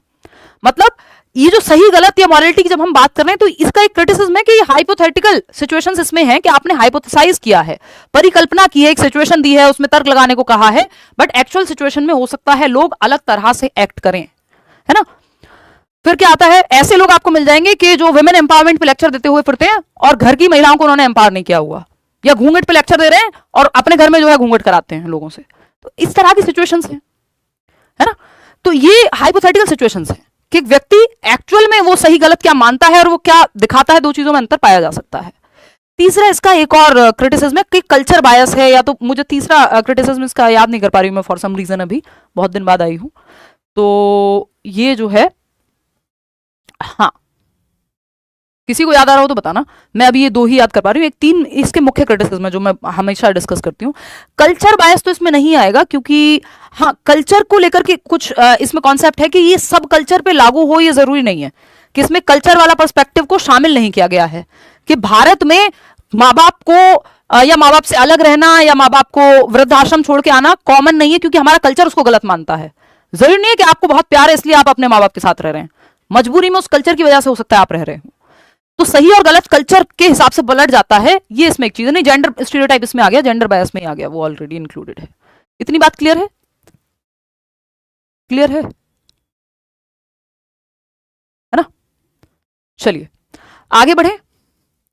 हाँ, not applicable in all culture, बिल्कुल ये एकदम सही बात ही है। मतलब बात हम पॉइंट हमने वही डिस्कस किया है, याद आ गया था बाई चांस। आप लोगों ने, आप में से एक आधी कोई व्यक्ति बता पा रहा है इतनी देर बाद, बहुत खुशी की बात है। अभी नई नई पढ़ाई शुरू की आपने। Not applicable in all cultures, applicable in all cultures. भाई जिसको किसी कॉन्सेप्ट के बारे में बहुत पता हो तो वो थोड़ा वीडियो आगे बढ़ा के देख लेना, लेकिन क्योंकि कुछ लोग जो है पहली पहली बार ही पढ़ रहे हैं या ज़्यादातर लोग, तो ये ज़रूरी है कि कुछ कॉन्सेप्ट्स को हम डिटेल में समझें। तो ये इसकी तीन मुख्य क्रिटिसिज्म है, ध्यान रखिएगा। इन तीनों में से एक पे सवाल फंस जाता है। क्वेश्चन नंबर 9 देखिएगा। Dyslexia primarily affects a child's ability to engage in dash whereas dysgraphia affects a child's dash। पठन वैकल्य किस चीज को प्रभावित करेगा, फटाफट से बताओ, बहुत तेजी से जवाब दो। सेकेंड ऑप्शन कह रहे हैं कितने लोग, 43% लोग।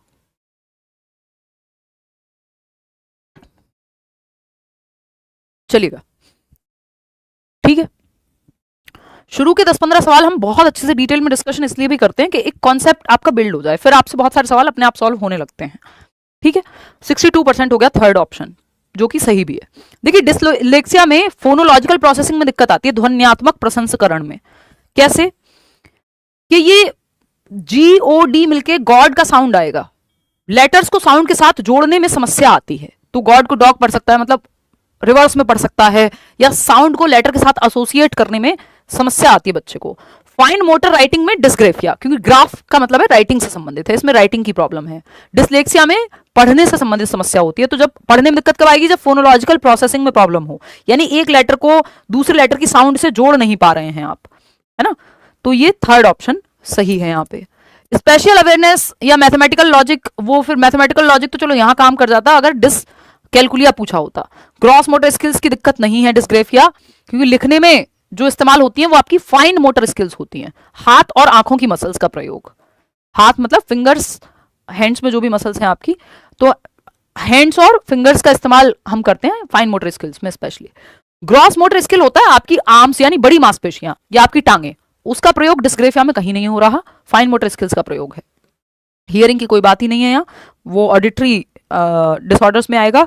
सोशल कम्युनिकेशन की दिक्कत ऑटिज्म में आती है ना।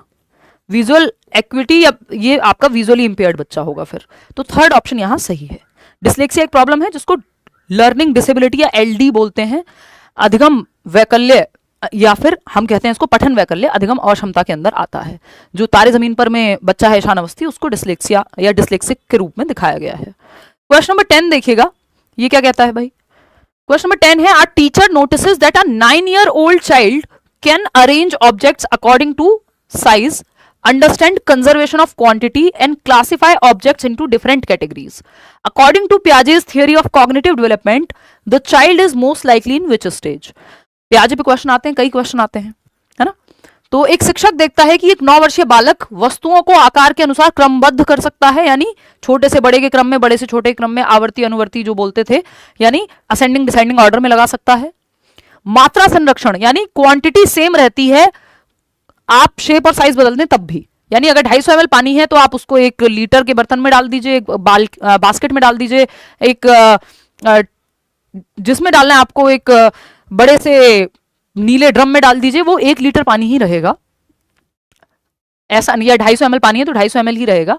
बर्तन की शेप और साइज के बदलने से क्वांटिटी या वॉल्यूम में, मात्रा में परिवर्तन नहीं आता। दिस इज कंजर्वेशन, जो 7 से 11 के बीच में आता है। कितने लोग सही जवाब दे रहे हैं? 74% लोग। कॉन्क्रीट ऑपरेशनल स्टेज का बच्चा है, क्योंकि 7 से 11 के बीच में है, और बाकी जो क्वालिटीज हैं वो भी इसी उम्र में आ जाती है। CCS बोलती हूं मैं इसको, कंजर्वेशन, क्लासिफिकेशन और सीरिएशन। कंजर्वेशन क्या है? यानी संरक्षण।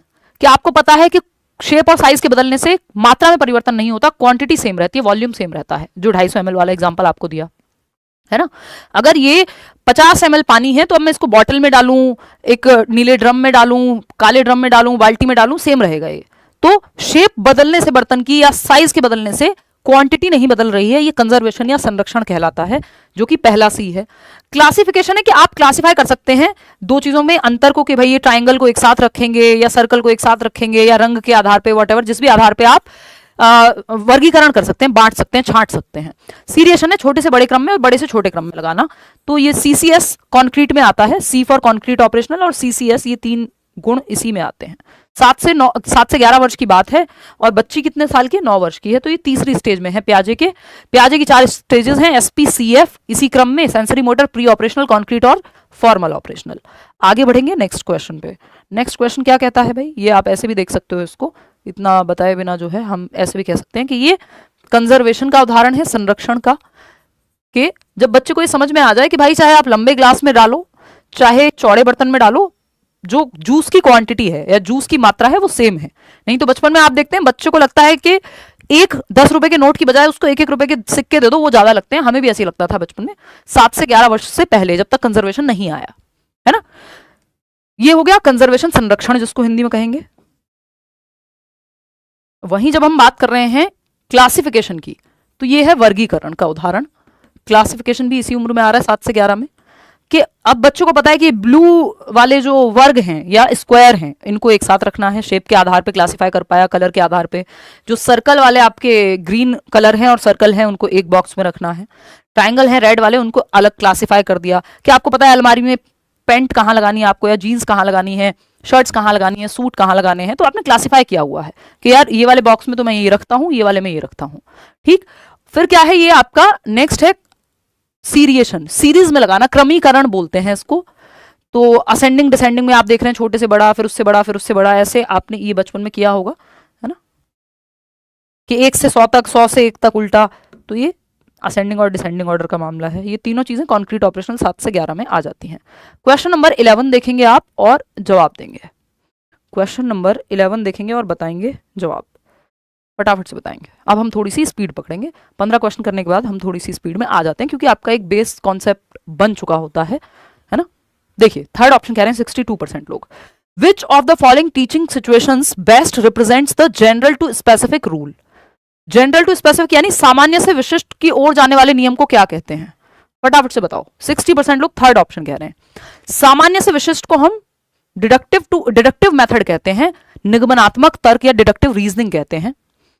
जो कि आप थर्ड में कह रहे हैं तो मैं मान लेती हूं, the teacher asks students to memorise examples. नहीं नहीं, ना मुन्ना ना, गलत जवाब देने में लगे हुए हो, खुश होके वो भी है। इतना भरोसा किया था मैंने आप पे कि 60% लोग थर्ड ऑप्शन कह रहे हैं, तो यही सही होगा है। देखो एक बार, the teacher first explains the concept of mammals and then discusses characteristics of whales and bats. ये सही है। आपने गलत जवाब दिया, कोई बात नहीं। शिक्षक पहले स्तनधारी जीवों की अवधारणा समझाते हैं, कॉन्सेप्ट बताते हैं कि ये मैमल्स होते हैं, इनके ये कैरेक्टरिस्टिक्स, ये विशेषताएं होती हैं, फिर उदाहरण देते हैं। भाई मैमल्स का तो सबके लिए सामान्य है ना, सारे मैमल्स की डेफिनेशन सेम ही होगी। उदाहरण विशिष्ट हो सकता है कि आपने वेल के बारे में बात की है ना, या फिर आपने बैट्स चमगादड़ के बारे में बात की, तो ये उदाहरण है किसके, मैमल्स के, कि हम होमोसेपियन का उदाहरण है हम लोग।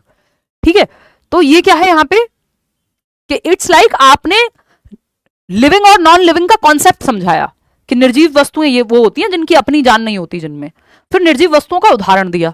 तो निर्जीव वस्तुओं की जो डेफिनेशन है, जो परिभाषा है, वो जनरल है, सबके लिए सामान्य है, सारी निर्जीव चीजों के लिए एक ही डेफिनेशन है। एग्जाम्पल अलग हो सकता है, ये कुर्सी है, ये पेन है, ये घड़ी है, ये उदाहरण है। तो पहले आपने जनरल बताया, यानी जो रूल है, रूल टू एग्जाम्पल बोलते हैं इसको। तो रूल क्या है, मैमल्स के बारे में जो डेफिनेशन है वो रूल है। उदाहरण स्पेसिफिक या विशिष्ट हो सकते हैं कि भाई आपने बताया, नाउन की डेफिनेशन बताई आपने कि name of a person place और thing is known as noun, कि किसी व्यक्ति वस्तु स्थान के नाम को संज्ञा कहते हैं। ये जनरल प्रिंसिपल है, ये रूल है।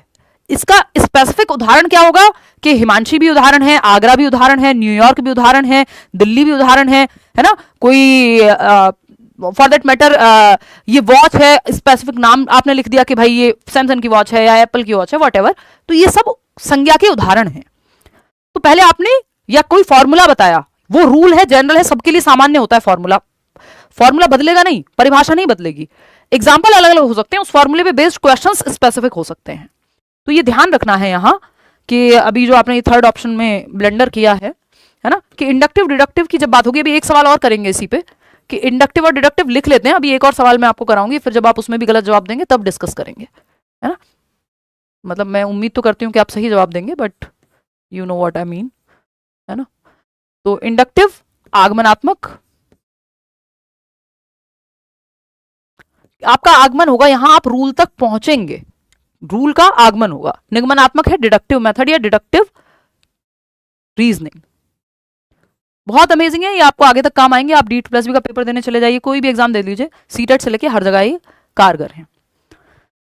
जब हम बात करते हैं इंडक्टिव की, तो ये एग्जाम्पल टू रूल होता है, उदाहरण से नियम की ओर। क्या आपने बताया कि राम, शाम, ताजमहल, है ना, दिल्ली, दिल्ली लिख लिया आपने। आपने बोर्ड पे ये सारे उदाहरण लिखे पहले, और बच्चों से पूछा अपने फेवरेट, अपने बेस्ट फ्रेंड का नाम बताओ, अपनी फेवरेट जगह का नाम बताओ, अपनी फेवरेट डिश का नाम बताओ। तो ये एग्जाम्पल पहले आपने लिए उदाहरण, फिर आपने बताया कि इन सब नामों को संज्ञा कहते हैं, कि name of a person place और थिंग, किसी वस्तु व्यक्ति स्थान के नाम को संज्ञा कहते हैं। ये परिभाषा आपने बाद में बताई, तो इसको इंडक्टिव मेथड कहेंगे। जब आपने पहले डेफिनेशन बता दी, परिभाषा बता दी आपने, जैसे बचपन में हमको रटवाया गया था कि name of a person place और thing is known as noun, किसी व्यक्ति वस्तु स्थान के नाम को संज्ञा कहते हैं, लगे पड़े डेफिनेशन याद करने में। फिर उसके बाद उदाहरण दिया जा रहा है कि जैसे राम, जैसे पुस्तक, जैसे फलाना। तो डेफिनेशन क्या है, रूल है डेफिनेशन, नियम से उदाहरण की ओर जाना। डेफिनेशन के बाद आप क्वेश्चंस या आपको एग्जांपल्स दिए जा रहे हैं, तो रूल टू एग्जांपल। देखिए रूल हमेशा जनरल होता है, सबके लिए सामान्य है। A+B का होल स्क्वायर सामान्य है, जनरल है, सबके लिए एक जैसा है। क्वेश्चन अलग अलग हो सकते हैं, तो रूल जनरल होता है, एग्जाम्पल जो है वो स्पेसिफिक होता है। तो जनरल टू स्पेसिफिक यानी सामान्य से विशिष्ट की ओर जाना डिडक्टिव मेथड है, जो अभी आपसे सवाल में पूछा था, है ना। नियम सबके लिए एक जैसा है तो सामान्य है। स्पेसिफिक विशिष्ट क्या है, उदाहरण हो सकता है। ठीक है, A+B का होल स्क्वायर एक ही नियम है, डेफिनेशन संज्ञा की सबके लिए एक ही है, लेकिन उसके उदाहरण अलग हो सकते हैं कि राम का एग्जाम्पल देगा कोई संज्ञा पढ़ाते हुए, कोई शाम का एग्जाम्पल देगा, कोई राहुल का एग्जाम्पल देगा। ठीक, तो ये कहानी है। तो the teacher first teaches addition of fractions and then introduces the concept of numbers. ये अलग कहानी चल रही है. The teacher asks students to memorize करने वाले वैसे भी उदाहरण ज्यादा अच्छे होते नहीं है. Options, examples before the concept, example to concept या एग्जांपल टू रूल तो उल्टा आपका इंडक्टिव होगा. डिडक्टिव कैसे हो जाएगा? जनरल टू स्पेसिफिक, जनरल तो रूल है तो ये डिडक्टिव है. पहले नियम बता दिया, फिर परिभाषा बताई, फिर उदाहरण बताए. The teacher teaches isolated facts without connection, तो ये कोई मेथड नहीं है, ये फालतू मेथड है. तो फर्स्ट ऑप्शन यहाँ पे सही है, बाकी गलत हो जाएंगे. आगे बढ़ेंगे. क्वेश्चन नंबर 12 देखिएगा, ये क्या कहता है भाई. क्वेश्चन नंबर 12 कहता है a teacher asks students to observe that, अब इसमें मैं आपको समय नहीं दूंगी. A teacher asks students to observe that iron, copper and aluminium expand when heated and then formulate a general principle. This process reflects, यानी एक टीचर ने ये बताया बच्चों को, यह अवलोकन करने को कहते हैं, ऑब्जर्व करने को कहा कि लोहा, तांबा और एल्यूमिनियम गर्म करने पर फैलते हैं, और फिर उनसे एक सामान्य सिद्धांत बनाने को कहा, है ना.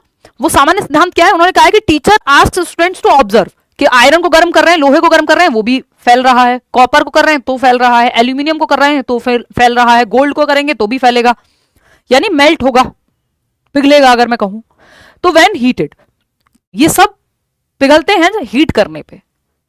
मतलब क्या है? इसका एक जनरल प्रिंसिपल फॉर्मुलेट करने को कहा कि ये सब मतलब कौन सब?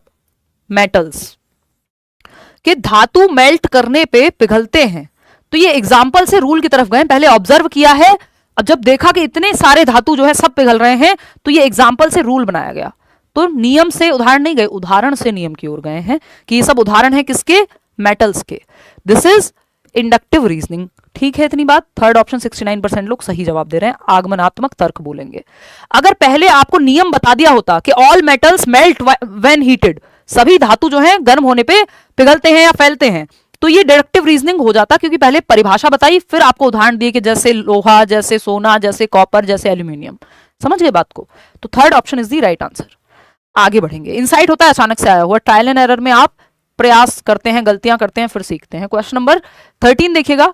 Teachers should explicitly discuss and challenge gender roles in the classroom using diverse literature. शिक्षकों को विविध साहित्य का उपयोग करके कक्षा में जेंडर भूमिकाओं पर स्पष्ट रूप से चर्चा करनी चाहिए और उन्हें चुनौती देनी चाहिए. यानी टीचर्स को एकदम खुले रूप से विविध साहित्य का उपयोग करके, लिटरेचर से उदाहरण ला करके, कॉन्टेक्स्ट बता करके, टेक्स्ट बता करके जेंडर भूमिकाओं पर स्पष्ट रूप से चर्चा करनी चाहिए और उन्हें चुनौती देनी चाहिए. क्योंकि हमें पता है ये हमारे समाज की एक कुरीति है, प्रॉब्लम है बहुत बड़ी, कि हम जेंडर बायस्ड लोग हैं या जेंडर रोल्स में बंधे हुए लोग हैं, है ना. ये स्टीरियोटाइप करते हैं जेंडर के आधार पर लोगों को, जो कि सही नहीं है, होना नहीं चाहिए. एग्जिस्ट करता है तो इसको ठीक कौन करेगा? टीचर वो व्यक्ति है जो प्रोग्रेसिव है. बट बहुत ही विडंबना है कि कई बार टीचर्स ही बहुत स्टीरियोटिपिकल हो जाते हैं या उनके अपने बायसेस से ही आगे नहीं निकल पाते हैं. आपको वैसा टीचर नहीं बनना है ना. क्योंकि बदलाव अच्छे शिक्षक ही लाएंगे और आप जैसे शिक्षक लाएंगे जो और आगे बेहतरीन बन के जाएंगे, ये सब पढ़ के जाएंगे जो, है ना. तो अगर हम देखें जो हो रहा है समाज में, इसका मतलब ये नहीं सही हो गया, है ना, कि लड़कियां जो है नौकरी करें और घर का काम भी बराबर करें. ये होता है, इसका मतलब ये नहीं कि सही प्रैक्टिस हो गई. इसमें स्टीरियोटाइप भर भर के है ना, कि जेंडर के आधार पर आपने कामों को जोड़ दिया व्यक्ति से, कि खाना लड़कियां बनाएंगी, ये जेंडर रोल से बना हुआ एक स्टीरियोटाइप है. तो इस पे चर्चा टीचर को तो एटलीस्ट करनी चाहिए. रीजन क्या है? Schools act as powerful secondary socialising agents that can either reinforce और ब्रेक सोसाइटल जेंडर स्टीरियोटाइप्स. यानी स्कूल शक्तिशाली द्वितीयक सामाजिकरण कारकों के रूप में कार्य करते हैं, जो या तो सामाजिक जेंडर रूढ़ियों को मजबूत कर सकते हैं या तोड़ सकते हैं, है ना. कि आप सोशलाइजिंग एजेंट हैं. सोशलाइजेशन क्या है? समाज में कैसे रहते हैं, क्या तौर तरीके होते हैं. सामाजिकरण की प्रक्रिया है कि हम लोगों से मिलते जुलते कैसे हैं. मनुष्य एक सामाजिक प्राणी है, सोशल बीइंग है. आप दोस्त बनाते हैं, आप दुनिया में जाते हैं, एक दूसरे के कोऑपरेशन से दुनिया चलती है, कोई भी अकेले तो नहीं चला सकता.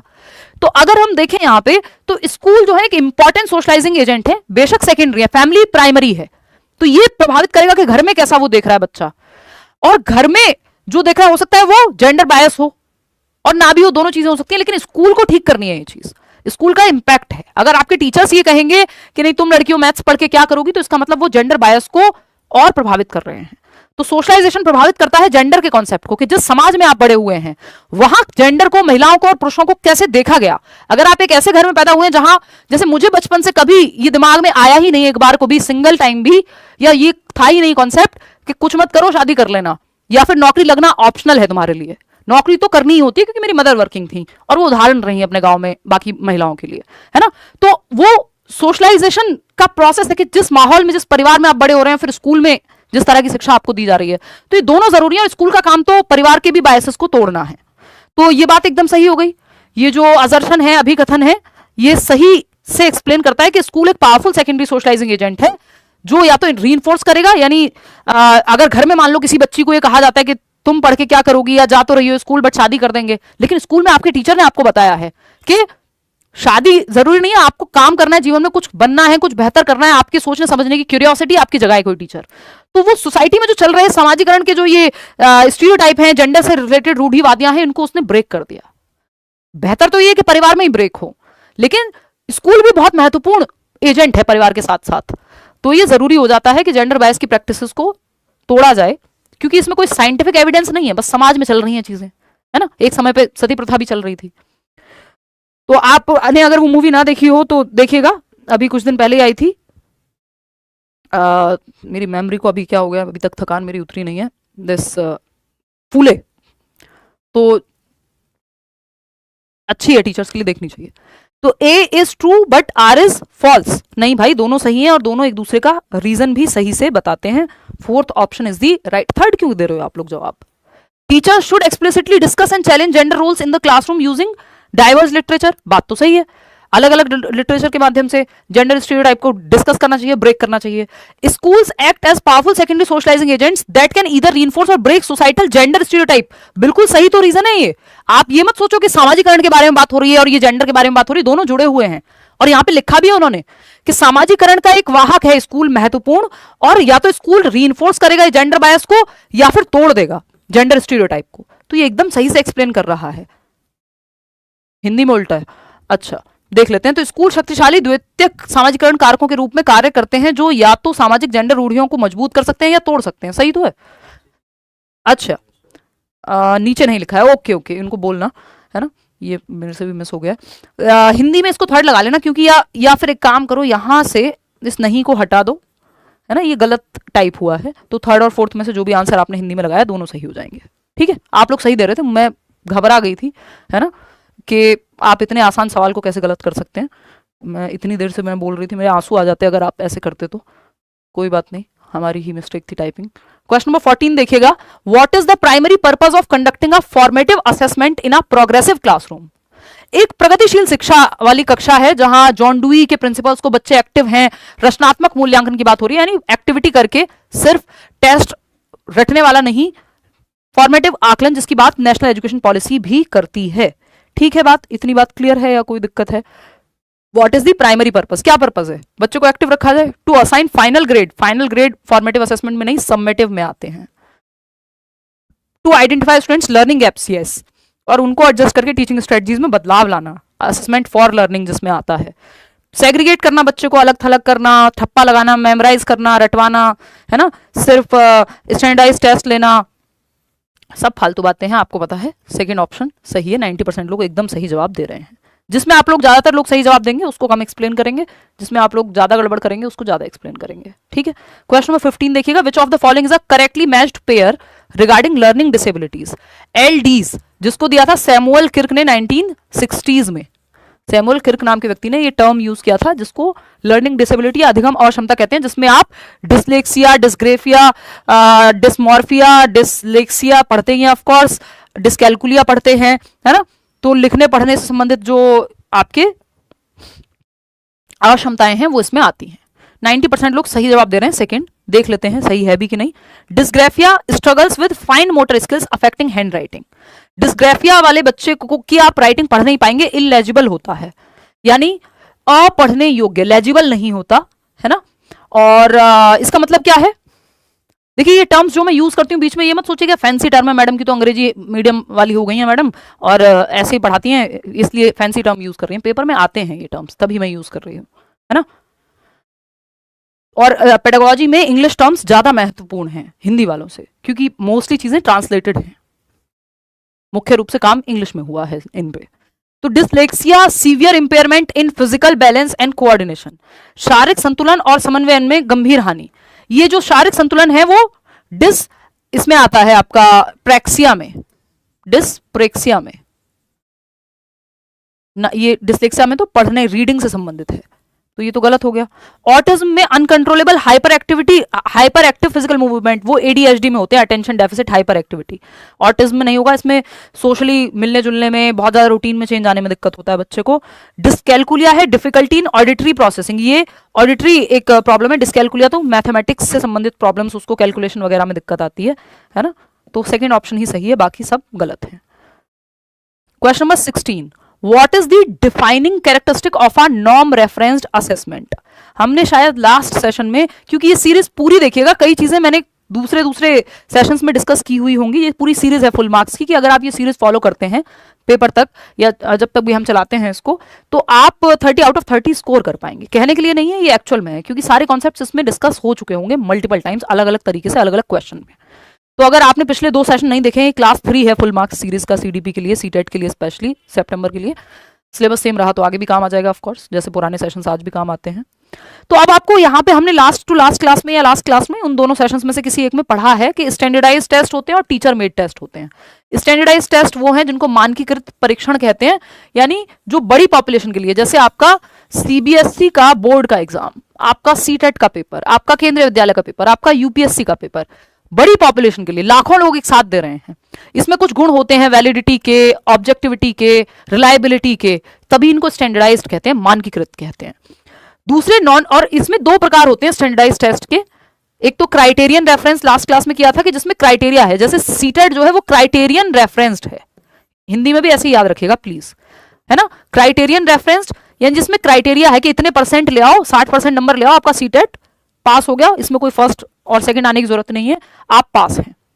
टॉपर नहीं होता इसलिए सीटेट में कोई, बेशक अनुराग 143 नंबर लाए हों या सचिन 141 नंबर लेकर के आए हों, हमारे लर्नर्स हैं, या अनुष्का 140 लेकर के आई हों ऑनलाइन पेपर में भी, लेकिन उनको एक्चुअल में टॉपर नहीं कह सकते। आप लोग सर्च करते हैं तो लिख देते हैं कई बार, नहीं तो वो टॉपर कोई नहीं है, क्योंकि इसमें टॉपर कब बनेगा कोई भी व्यक्ति, जब वो किसी एक बाकी बच्चों के साथ उसको कंपैरिजन किया जा रहा हो, रैंक निर्धारित हो रही हो। D++ में हो जाएगी रैंक निर्धारित, क्यों? क्योंकि वहां बाकियों के साथ कंपैरिजन है, वहां क्राइटेरिया से बात नहीं बनेगी। वहां क्राइटेरिया भी कई बार लगा देते हैं, लेकिन नॉर्म के बिना नहीं चलेगा। वहीं आपका नॉर्म रेफरेंस टेस्ट, जिसमें बाकी बच्चों के साथ कंपैरिजन होगा, कि फर्स्ट आप तब आओगे जब बाकियों से ऊपर आओगे, तब नौकरी मिलेगी। आप यूपीएससी में देख लीजिए, या इवन केंद्रीय विद्यालय से लेकर जहां भी मेरिट बन रही है, वो नॉर्म रेफरेंस टेस्ट है, क्योंकि बाकियों से कंपैरिजन है। यहां पे एक क्राइटेरिया है जो फुलफिल होना है, ठीक है। कई बार पेपर जो है स्टैंडर्डाइज टेस्ट दोनों को यूज कर लेते हैं, क्राइटेरियन को भी और नॉर्म को भी। जैसे आपको पता है कि इतने % ले आओगे तो प्री क्लियर हो जाएगा, और अरे यार मैंने एक दोस्त को टाइम दिया हुआ था, चलो फटाफट से सॉल्व करेंगे फिर हम बात करेंगे।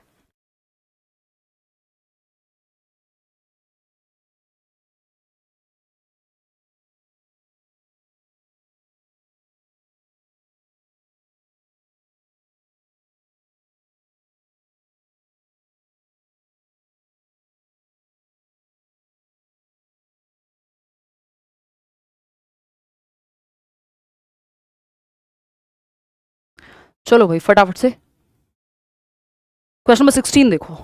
What is the defining characteristic of a norm reference test? It assesses qualitative growth over time, compares students' scores strictly against the average performance of peers. कि अगर आपकी मेरिट कम जाएगी या ज्यादा जाएगी, इस पे डिपेंड करेगा कि आपके बाकी पीयर्स ने, आपके सहपाठियों ने, या जो लोग उस पेपर में बैठ रहे थे, उन्होंने कितना स्कोर किया है। एक टाइम पे 80 भी मेरिट जाती थी अगर आप D++ PRT की बात करें, और आज आप देखेंगे 160 भी मेरिट गई हुई है, ठीक है। तो it is primarily used for self reflection, नहीं, second option is the right answer, बाकी कोई बनता ही नहीं है। क्वेश्चन नंबर 17 देखिएगा, फटाफट से जवाब दीजिएगा। True inclusive education shifts away from a dash approach that tries to fix the child's disabilities. जो वास्तविक सच्ची समावेशी शिक्षा है, वो बच्चे की अक्षमताओं को ठीक करने के प्रयास करने वाले कौन से, गलत जवाब दे रहे हो आप लोग। बहुत दुख की बात है कि 52% लोग गलत जवाब दे रहे हैं इतने आसान सवाल का। रिजिड नहीं, deficit. True inclusive education shifts away from a deficit approach. Rigid नहीं कहेंगे इस अप्रोच को, रिजिडिटी तो ऑफकोर्स है ही, उससे भी खराब है कि डेफिसिट मानते हैं, कि ये कह रहे हैं इन बच्चों में कुछ कमी है, जबकि पर्सन डिफरेंटली एबल्ड है, डिसेबल्ड नहीं है।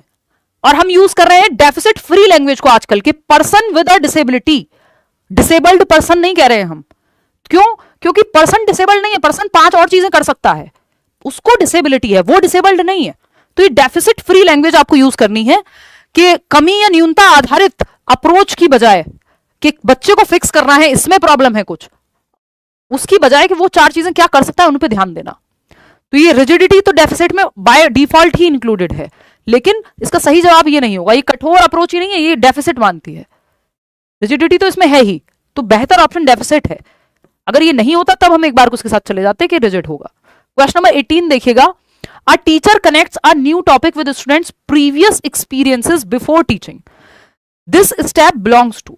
एक शिक्षक है जो नए विषय को पढ़ाते हुए पूर्व अनुभव जो है बच्चों के, प्रीवियस नॉलेज टेस्टिंग बोलते हैं जिसको, पूर्व ज्ञान से जोड़ते हैं, यानी हमेशा आपको जो बच्चे को आता है उससे कनेक्ट करना है न्यू को। मैं आपको वो एग्जांपल देती हूं जो आपको पता है पहले से, आपने जीवन में अनुभव किए हैं, उनसे जोड़ा जाता है किसको? नए कॉन्सेप्ट को। तो ये पूर्व ज्ञान से नए ज्ञान को जोड़ना होता है जब आप लेसन प्लानिंग करते हैं अपने टीचिंग ट्रेनिंग कोर्स में, डीएलएड में, बीएलएड में, बीएड में। तो आपको पता है कि प्रीवियस नॉलेज टेस्टिंग के लिए 3 सवाल बनाने होते हैं कम से कम। तो रीइंफोर्स करना है आपको, this step belongs to reinforcement नहीं भाई, ये चेक करता है कि बच्चे सीखने के लिए कितने रेडी हैं, रेडीनेस एंड मोटिवेशन, तत्परता कितनी है, सीखने के लिए तैयार भी है कि नहीं है। अगर प्रीवियस नॉलेज आपको पता है, आप 5th क्लास को पढ़ा रहे हैं, आपने प्रीवियस नॉलेज के सवाल पूछे, बच्चे आप देख रहे हैं प्रीवियस नॉलेज तो अटकी पड़ी है 2nd क्लास पे, तो इसका मतलब बच्चा कितना तैयार है, कितना मोटिवेटेड है, ये दोनों बातें आपको पता चलती हैं। कि पूर्व ज्ञान से तो तब जोड़ोगे जब आपको देखना है ना, नई बिल्डिंग नींव पे बनाओगे, तो नींव चेक करोगे, उससे पता चलेगा कि बच्चा जो आप सिखाना चाह रहे हैं वो सीखने के लिए तत्परता है या नहीं है, मोटिवेशन है या नहीं है ना। सिर्फ इवैल्यूएशन या मेमोराइजेशन के लिए नहीं होता। Second option is the right answer. आगे बढ़ेंगे, question number 19, you want to promote higher order critical thinking in your middle school science class, which of the following question should you not ask. एक question critical thinking पे आता ही है, चाहे science class लिखा हो, मैथ्स लिखा हो, हिंदी लिखा हो, कुछ भी लिखा हो, उससे फर्क नहीं पड़ता। क्रिटिकल थिंकिंग मतलब दिशाओं में सोचना बच्चे को। एक सवाल जो दिशाओं में सोचने की बात ना करता हो, नॉट लिखा है, देखिएगा ध्यान से पढ़ेगा नहीं तो गलती हो जाएगी। आप लोग कह रहे हैं 76% लोग second option. How would you design a better method to test this hypothesis. भाई इसमें क्रिटिकल थिंकिंग का प्रयोग है, सवाल ठीक से पढ़ लो, 90% काम या आधा 50% काम कम से कम सवाल पढ़ने से, सही पढ़ने से पेडागोजी में सॉल्व हो जाता है। नहीं पूछा, समालोचनात्मक चिंतन पे जोर नहीं देता कौन सा सवाल, तो जो रटवाने पे जोर देता है। जैसे डेफिनेशन पूछिए फोटोसिंथेसिस की, 42वें पेज पे जो लिखा हुआ है उसको याद कर लो। तो इसमें क्रिटिकल थिंकिंग नहीं है, ये तो रोट लर्निंग है, रटंत विद्या है ये तो। Why do you think the experiment produced this unexpected, इन सब में सोचना पड़ेगा। Why, how, what assumptions are we making about this data, इसमें भी सोचना पड़ेगा इवन। नहीं तो जनरली शॉर्ट तरीका होता है कि व्हाट वाले क्वेश्चंस जनरली क्रिटिकल थिंकिंग को प्रमोट नहीं करते, बट क्योंकि वो फ्रेम ऐसे किया है क्वेश्चन को कि हम इग्नोर नहीं कर सकते। तो परिभाषा पूछी हो किसी चीज की, है ना, 2 और 2 कितने होते हैं, 4 होते हैं, तो इसमें कोई क्रिटिकल थिंकिंग नहीं लग रही, इसमें आपकी मेमोरी यूज हो रही है, आपने जो याद किया आपकी रोट लर्निंग लग रही है, दिशाओं में सोचना नहीं है। तो थर्ड ऑप्शन। क्वेश्चन नंबर 20 देखिएगा, a child Mohan tries to be a good boy in class because yesterday his teacher said that one who behaves properly will be rewarded। तो एक बच्चा है जो गुड बॉय बनने की कोशिश कर रहा है क्लास में, क्योंकि उसके टीचर ने पिछले दिन कहा था कि जो भी अच्छे से गुड बॉय बनेगा, बिहेव करेगा क्लास में ठीक से, उसको रिवॉर्ड मिलेगा, उसको पुरस्कार देंगे हम। According to Piaget's theory of moral development at which stage is Mohan. ये सवाल जानबूझ करके डाला गया है कि पियाजे की थियरी पे ऐसा हुआ है 1-2 बार जब सीटेट में सवाल पूछ लिया गया है, क्योंकि पियाजे की थियरी कौन सी वाली, कॉग्निटिव डेवलपमेंट वाली नहीं, वो sensory motor pre operational concrete operational formal operational नहीं जो आप पढ़ते हैं, वो कॉग्निटिव डेवलपमेंट की है, संज्ञानात्मक विकास की। पियाजे प्रोडिजी थे, यानी बचपन से एकदम गिफ्टेड बच्चे थे, है ना, 12-15 साल की उम्र में उन्होंने थीसिस लिख दी थी। तो वो खतरनाक व्यक्ति हैं, खतरनाक एज इन ज्ञान के मामले में, है ना, फिलोसफर भी हैं, वो जेनेटिक एपिस्टेमोलॉजिस्ट भी हैं, वो चाइल्ड साइकोलॉजिस्ट भी हैं, तो वो बेहतरीन व्यक्ति हैं, उन्होंने बहुत सारे काम किए। तो मॉरल डेवलपमेंट पे भी उन्होंने काम किया है, फिलोसफी में भी उन्होंने काम किया है, उन्होंने ये जो आपका जेनेटिक एपिस्टेमोलॉजी है, ज्ञान मीमांसा जिसको बोलते हैं, जो जेनेटिक्स से जुड़ी हुई है, उस पर भी काम किया है, कॉग्निटिव डेवलपमेंट पे भी काम किया है। तो उनकी एक मॉरल डेवलपमेंट की थियरी भी है जो आप नहीं पढ़ते हैं जनरली, क्योंकि उतनी पॉपुलर नहीं है जितनी उनकी कॉग्निटिव डेवलपमेंट की थियरी है। तो ये पूरी कंप्लीट हो भी नहीं पाई थी, इसी पे बेस्ड फिर आपकी कोहलबर्ग वाली थियरी आपको देखने को मिलती है। तो जितने भी लोग इसमें, बस आपको 2 स्टेज याद रखनी है, क्योंकि इसको बाद में एक्सपेंड करके 4 में बना दिया गया। बस इसमें आपको 2 चीजें याद रखोगे तो कोई भी पियाजे की थियरी का, जो मॉरल डेवलपमेंट की थियरी का सवाल होगा, वो आपसे सॉल्व हो जाएगा। एक तो आप याद रखो हेट्रोनॉमी, अंग्रेजी में याद रखना प्लीज, और दूसरा आप याद रखो ऑटोनॉमी। जो आपकी थोड़े बड़े टीनेजर्स टाइप बच्चे में आएगी, है ना। हिट्रो जब प्रॉपर तर्क विकसित हो जाएगा 18+ टाइप, है ना, या जहां एटलीस्ट फॉर्मल ऑपरेशनल स्टेज में। हिट्रोनॉमी है अदर्स डिसाइड करेंगे सही और गलत क्या है, टीचर ने कहा है ये करना है इसलिए कर रहे हो। ऑटोनॉमी है सेल्फ, कि भाई आपको जो सही लगता है आप इंडिपेंडेंटली सोच पा रहे हो, बस इतना ध्यान रखना है। यही 2 स्टेज से प्याजे की कोई भी क्वेश्चन जो है इसका मॉरल डेवलपमेंट का सॉल्व हो जाएगा।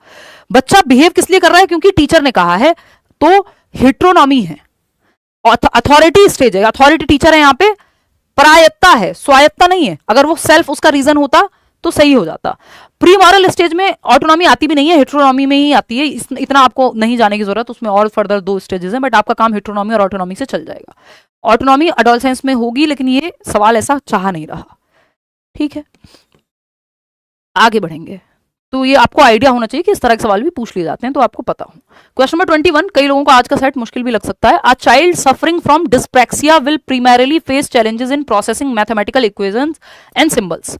एक बच्चा जिसको डिस्प्रेक्सिया है, डिस्प्रेक्सिया में मोटर स्किल्स में प्रॉब्लम आती है, टाई बांधने में, शर्ट के बटन लगाने में, शू लेसेस बांधने में, जूते के फीते बांधने में, पेन पकड़ने में भी कई बार दिक्कत आती है, जिसकी वजह से राइटिंग तक में दिक्कत आ सकती है ना। तो ये एक बात है, ये बात सही है। ये क्या कह रहे हैं, चाइल्ड सफरिंग फ्रॉम डिस्प्रेक्सिया, जिस बच्चे को डिस्प्रेक्सिया है उसको मैथमेटिक्स में दिक्कत आएगी, वो डिस्कैलकुलिया में आती है, ये गलत है। Dyspraxia is a neuro developmental disorder. हाँ, ये सब न्यूरो डेवलपमेंटल डिसऑर्डर हैं, चाहे वो डिस्प्रेक्सिया हो, डिस्कैलकुलिया हो, डिसलेक्सिया हो। Disorder exclusively link to logic and reasoning, नहीं नहीं नहीं, वो नहीं है। डिस्प्रेक्सिया मोटर स्किल्स का प्रॉब्लम है ना, मोटर स्किल्स का प्रॉब्लम है, जिसकी वजह से बाकी जगहों पे दिक्कत आ सकती है। तो ये न्यूरो डेवलपमेंटल में इसको इसलिए नहीं, इस तरह से नहीं देख सकते कि ये तर्क शक्ति वाला प्रॉब्लम है ना। वो है क्योंकि वायरिंग डिफरेंट है डिस्प्रेक्सिया वाले बच्चे की भी, लेकिन वो मोटर स्किल्स में प्रॉब्लम आएगी, कोऑर्डिनेशन में, बैलेंस क्रिएट करने में, पेन पकड़ने में, टाई लगाने में। तो ये दोनों ही बातें मुझे यहाँ फॉल्स नजर आ रही हैं, ठीक है, दोनों गलत हैं। बात सही है। चलिए 68% लोग सही जवाब दे भी रहे हैं। आगे बढ़ेंगे फटाफट से। क्वेश्चन नंबर 22 देखो, विच of the following is not an effective strategy for creating a progressive inclusive classroom. एक अच्छा तरीका नहीं है इंक्लूसिव क्लासरूम, यानी सबको समावेशित करे जो कक्षा, एजुकेशन फॉर ऑल, हर बच्चा सीख पाए, चाहे किसी को कोई भी डिसेबिलिटी हो। रिकॉग्नाइजिंग, तो उसके खिलाफ कौन सा ऑप्शन है, recognising and valuing the diverse, ये तो पॉजिटिव बात है, हमें नेगेटिव चाहिए क्योंकि नॉट लिखा हुआ है। स्टैंडर्डाइजिंग द करिकुलम, कि सबके लिए एक ही जैसा करिकुलम नहीं, डिफरेंशिएटेड इंस्ट्रक्शन होनी चाहिए, पाठ्यचर्या का मानकीकरण नहीं आपको करना है यहाँ पे, सबके लिए एक जैसा, आपको अलग अलग बच्चे के लिए अलग अलग मेथड अपनाने हैं, है ना। प्रोवाइडिंग डिफरेंशिएटेड इंस्ट्रक्शन, ये तो बेहतरीन बात है कि अलग अलग बच्चे की नीड के हिसाब से, ये बहुत ही बड़ा पॉजिटिव टर्म है सीटेट के लिए। एनकरेजिंग कोलैबोरेशन, ये भी अच्छी बात है, बच्चे साथ में मिलकर के सीख रहे हैं। अलग थलग कहाँ हो रहा है बच्चा, सेकंड ऑप्शन में, जो कि सही है और गलत भी है। इसीलिए सही है क्योंकि पूछा ही गलत था, तो जो गलत है वही सही है क्योंकि पूछा ही गलत था। क्वेश्चन नंबर 23 देखिएगा, ये क्या कहता है, during which stage of development does the maximum physical growth and development occur. ये आप लोग बड़े कंफ्यूज रहते हैं इस सवाल में, ये मैंने बैच में भी बताया था बहुत क्लियरली, अभी भी डिस्कस कर लेंगे, फटाक से जवाब दो।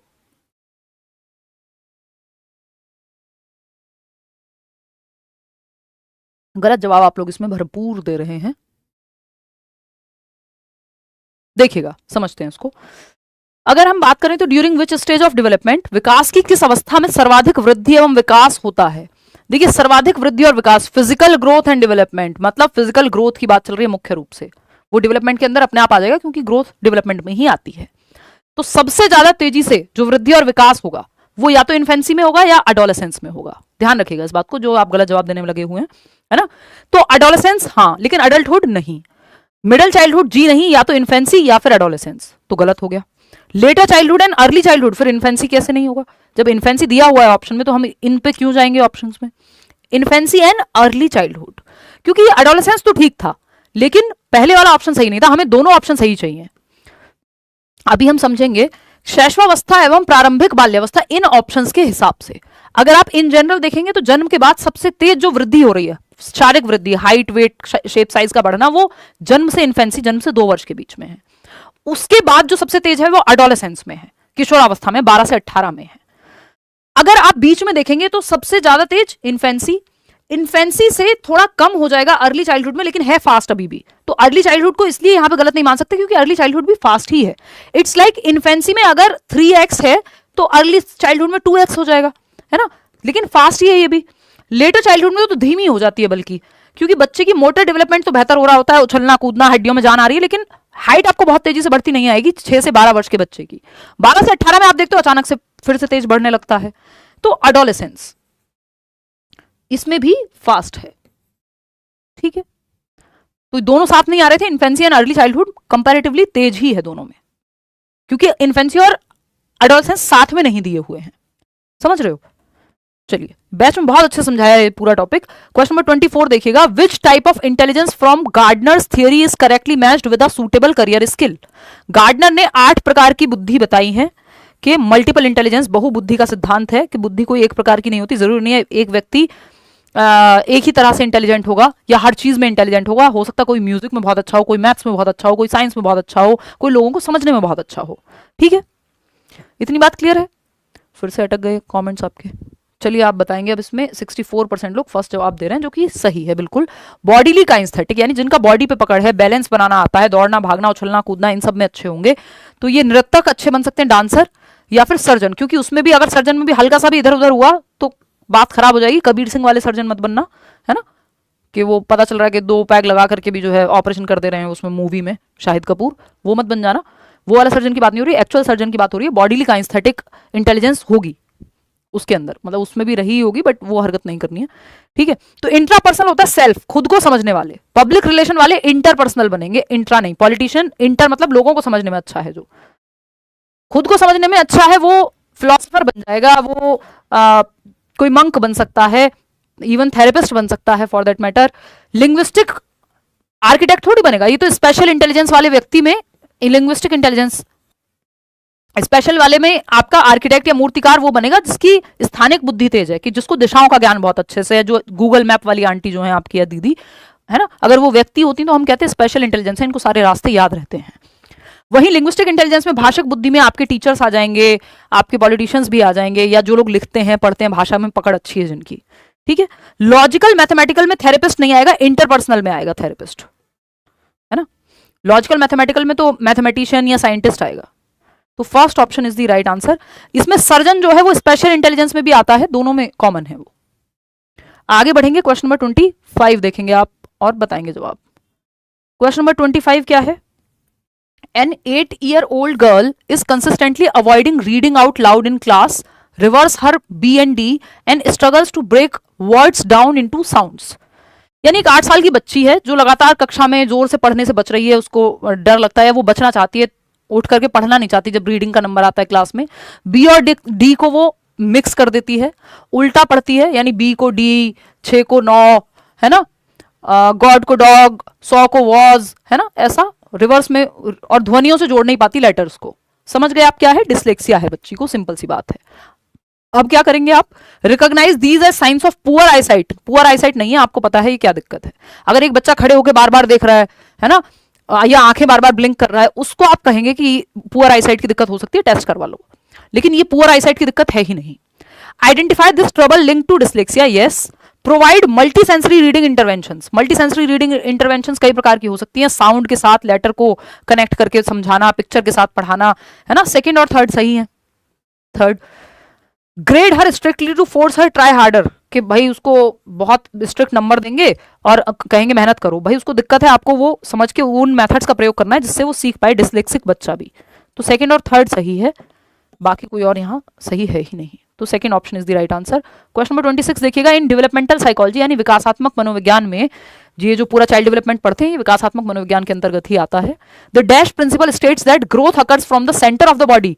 समझ जाओ आप, सेंटर से बॉडी के, सेंटर से पेरीफेरी यानी केंद्र से बाहर की ओर जाना, प्रॉक्सिमोडिस्टल। वहीं हेड टू टो, सर से पैर की ओर विकास की दिशा का जाना, सेफेलोकॉर्डल। हेड मतलब भी होता है सेफेल, खोपड़ी, तो सेफेलोकॉर्डल हेड टू टो, सर से, के पहले बच्चा अपना सर संभालना सीखेगा, फिर गर्दन, फिर ये वाला पार्ट, फिर खड़े होना सीखेगा, तो सर से पैर की ओर विकास जा रहा है। दूसरी तरफ क्या है कि बच्चे का पहले अपने शोल्डर्स पे कंट्रोल आता है, फिर आर्म्स पे आता है, फिर हैंड्स पे आएगा कंट्रोल। ये सेंटर से बाहर की ओर है, केंद्र से बाहर की ओर।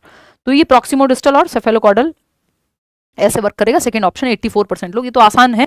ये मोटर डेवलपमेंट के अंदर आता है, मोटर डेवलपमेंट, और दूसरा इस प्रिंसिपल्स ऑफ डेवलपमेंट में भी आता है। Principles of gross motor skills और फाइन मोटर स्किल्स में हेल्पफुल है। क्वेश्चन नंबर 27 देखिएगा, Riya observes 2 equal balls of clay. Riya एक बच्ची है जिसने 2 समान गेंदें देखी मिट्टी की। The teacher reshapes 1 ball into a long roll. Teacher ने एक क्ले की बॉल है, उसको एक को तो लॉन्ग रोल में कन्वर्ट कर दिया, दूसरी को ऐसे नॉर्मल बॉल बना दिया, जैसे आप एक आटे की बॉल समझ लीजिए। Riya states that both still contain the same amount of clay. Riya एक बच्ची, उसको पता है चाहे इसको ऐसे फोल्ड करके क्ले मिट्टी की बॉल बना दो, चाहे इसको एक सांप के जैसे बना दो, बराबर ही रहेगी। क्ले तो जितनी है उतनी तो रहेगी, बढ़ थोड़ी जाएगी। इसका मतलब बच्ची में क्या आ गया है, कंजर्वेशन ऑफ मास आ गया है, यानी द्रव्यमान संरक्षण, यानी उसको पता है वॉल्यूम सेम रहेगा। अगर 10 ग्राम क्ले मिट्टी यूज हुई है तो वो उतनी ही है, चाहे उसको सांप की शेप दे दो, यानी स्नेक की शेप दे दो, और मेरा सौ और शौ को क्या हो गया, और चाहे फिर आप उसको एक सॉलिड फॉर्म में रखो, यानी पानी जितना है उतना ही रहेगा, है ना। क्लास इंक्लूजन या ये सब की यहाँ जरूरत ही नहीं पड़ रही हमें, तो उसकी चर्चा भी अभी करने की जरूरत नहीं है। Second option. क्वेश्चन नंबर 28 देखिएगा, अकॉर्डिंग टू जीन पियाजे which of the following characterises the formal operational stage. जो लास्ट स्टेज है प्याजे की, 11+ ईयर्स में आती है, SPCF, ये 4 स्टेजेस हैं प्याजे की। सेंसरी मोटर जन्म से 2, 2 से 7, 7 से 11, 11+। इसमें जहां आपको हाइपोथेटिकल, डिडक्टिव रीजनिंग और एब्स्ट्रैक्ट थिंकिंग दोनों दिख जाए, समझ जाओ इसी की बात हो रही है। ऑब्जेक्ट परमानेंस सेंसरी मोटर है ना। ये एनिमिज्म प्री ऑपरेशनल है, 2 से 7, ये जन्म से 2। ये reasoning based on entirely immediate sensory experiences, again ये भी आपकी फॉर्मल ऑपरेशनल तो कतई ही नहीं है, ये कॉन्क्रीट की तरफ बात कर रहा है। तो second option is the right answer. अमूर्त और परिकल्पनात्मक क्षमता जो है आपकी आ जाती है, जो चीज सामने नहीं है उस पर भी सोच पाएगा बच्चा, जिसको अमूर्त कहते हैं। एनईपी पे सवाल है, बहुत आसानी से आप बता देंगे। According to the national education policy 2020 which practice should not be prioritised in modern schooling. भाई नेशनल एजुकेशन पॉलिसी जो आपकी नई शिक्षा नीति है, लागू होने के लिए हम लोग कुछ पार्ट्स हुए हैं, कुछ नहीं हुए हैं, है ना। तो ये किसकी बात करती है, बच्चे को एक्टिव रखने की बात करेगी। कोई भी पॉलिसी है तो बच्चे के पक्ष में ही आएगी, सिंपल है।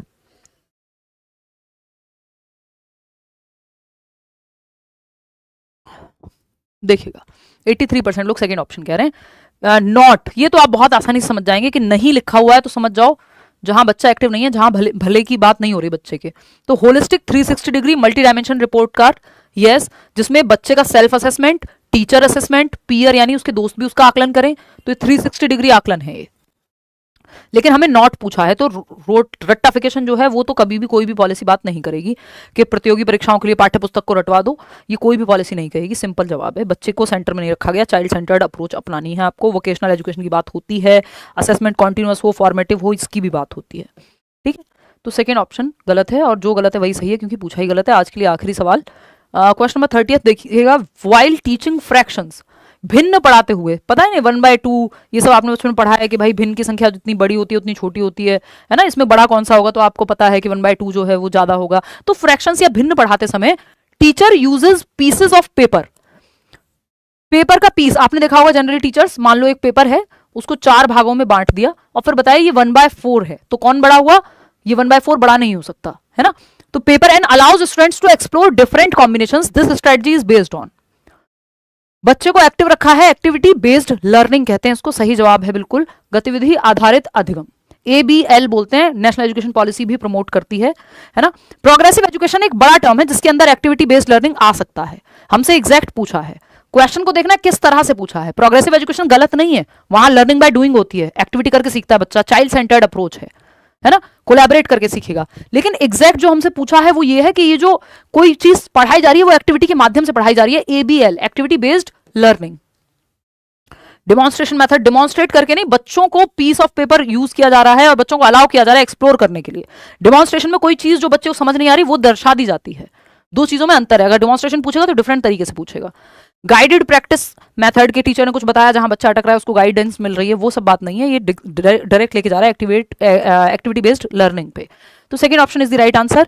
आउट ऑफ 30 क्वेश्चंस कितने ठीक हुए वो आप बता दीजिएगा, है ना। एक बेसिक सी फीस में इस पे भी डिस्काउंट है, जाकर के आप करियर ऐप पे एनरोल करना है, आप कंप्लीट बैच के लिए नोट्स, वो मॉक टेस्ट सब कुछ आपको, NCERT नोट्स सब कुछ मिल जाएगा, सारे टीचर्स की क्लासेस मिल जाएंगी, लाइव रिकॉर्डेड सब, है ना। और ये लाइक शेयर सब्सक्राइब ना किया हो तो बता दीजिए, कहीं डाउट रह गया हो, कुछ पूछना हो आपको तो वो भी बता दीजिएगा। ये आंसर मार्क करके कल शाम तक आपको PDF बाकी की पेंडिंग भी और ये वाली भी मिल जाएगी। आउट ऑफ 30 क्वेश्चंस कितने ठीक हुए वो आप अभी बता करके जाएंगे। और आज के लिए इतना ही, कल से कोशिश रहेगी कि 9 बजे शाम को मंडे टू फ्राइडे आपकी क्लास रहे, है ना, और टाइमली शुरू हो जाए, 9 सवा 9 तक हम क्लास शुरू कर दें, आज भी लेट हो गए थे, है ना। और बाकी बैचेस की क्लास भी कल से शुरू कर देंगे, है ना। ठीक है, चलिए take care, bye bye, good night. बता दीजिएगा कमेंट्स में कितने नंबर आए, और कहीं कोई कन्फ्यूजन हो तो बता दीजिएगा, सवाल कैसे लगे वो भी बता दीजिएगा। अब रेगुलर पढ़ाई करेंगे, ठीक है, बाय। रात को 9 बजे बैच में शाम को होती है।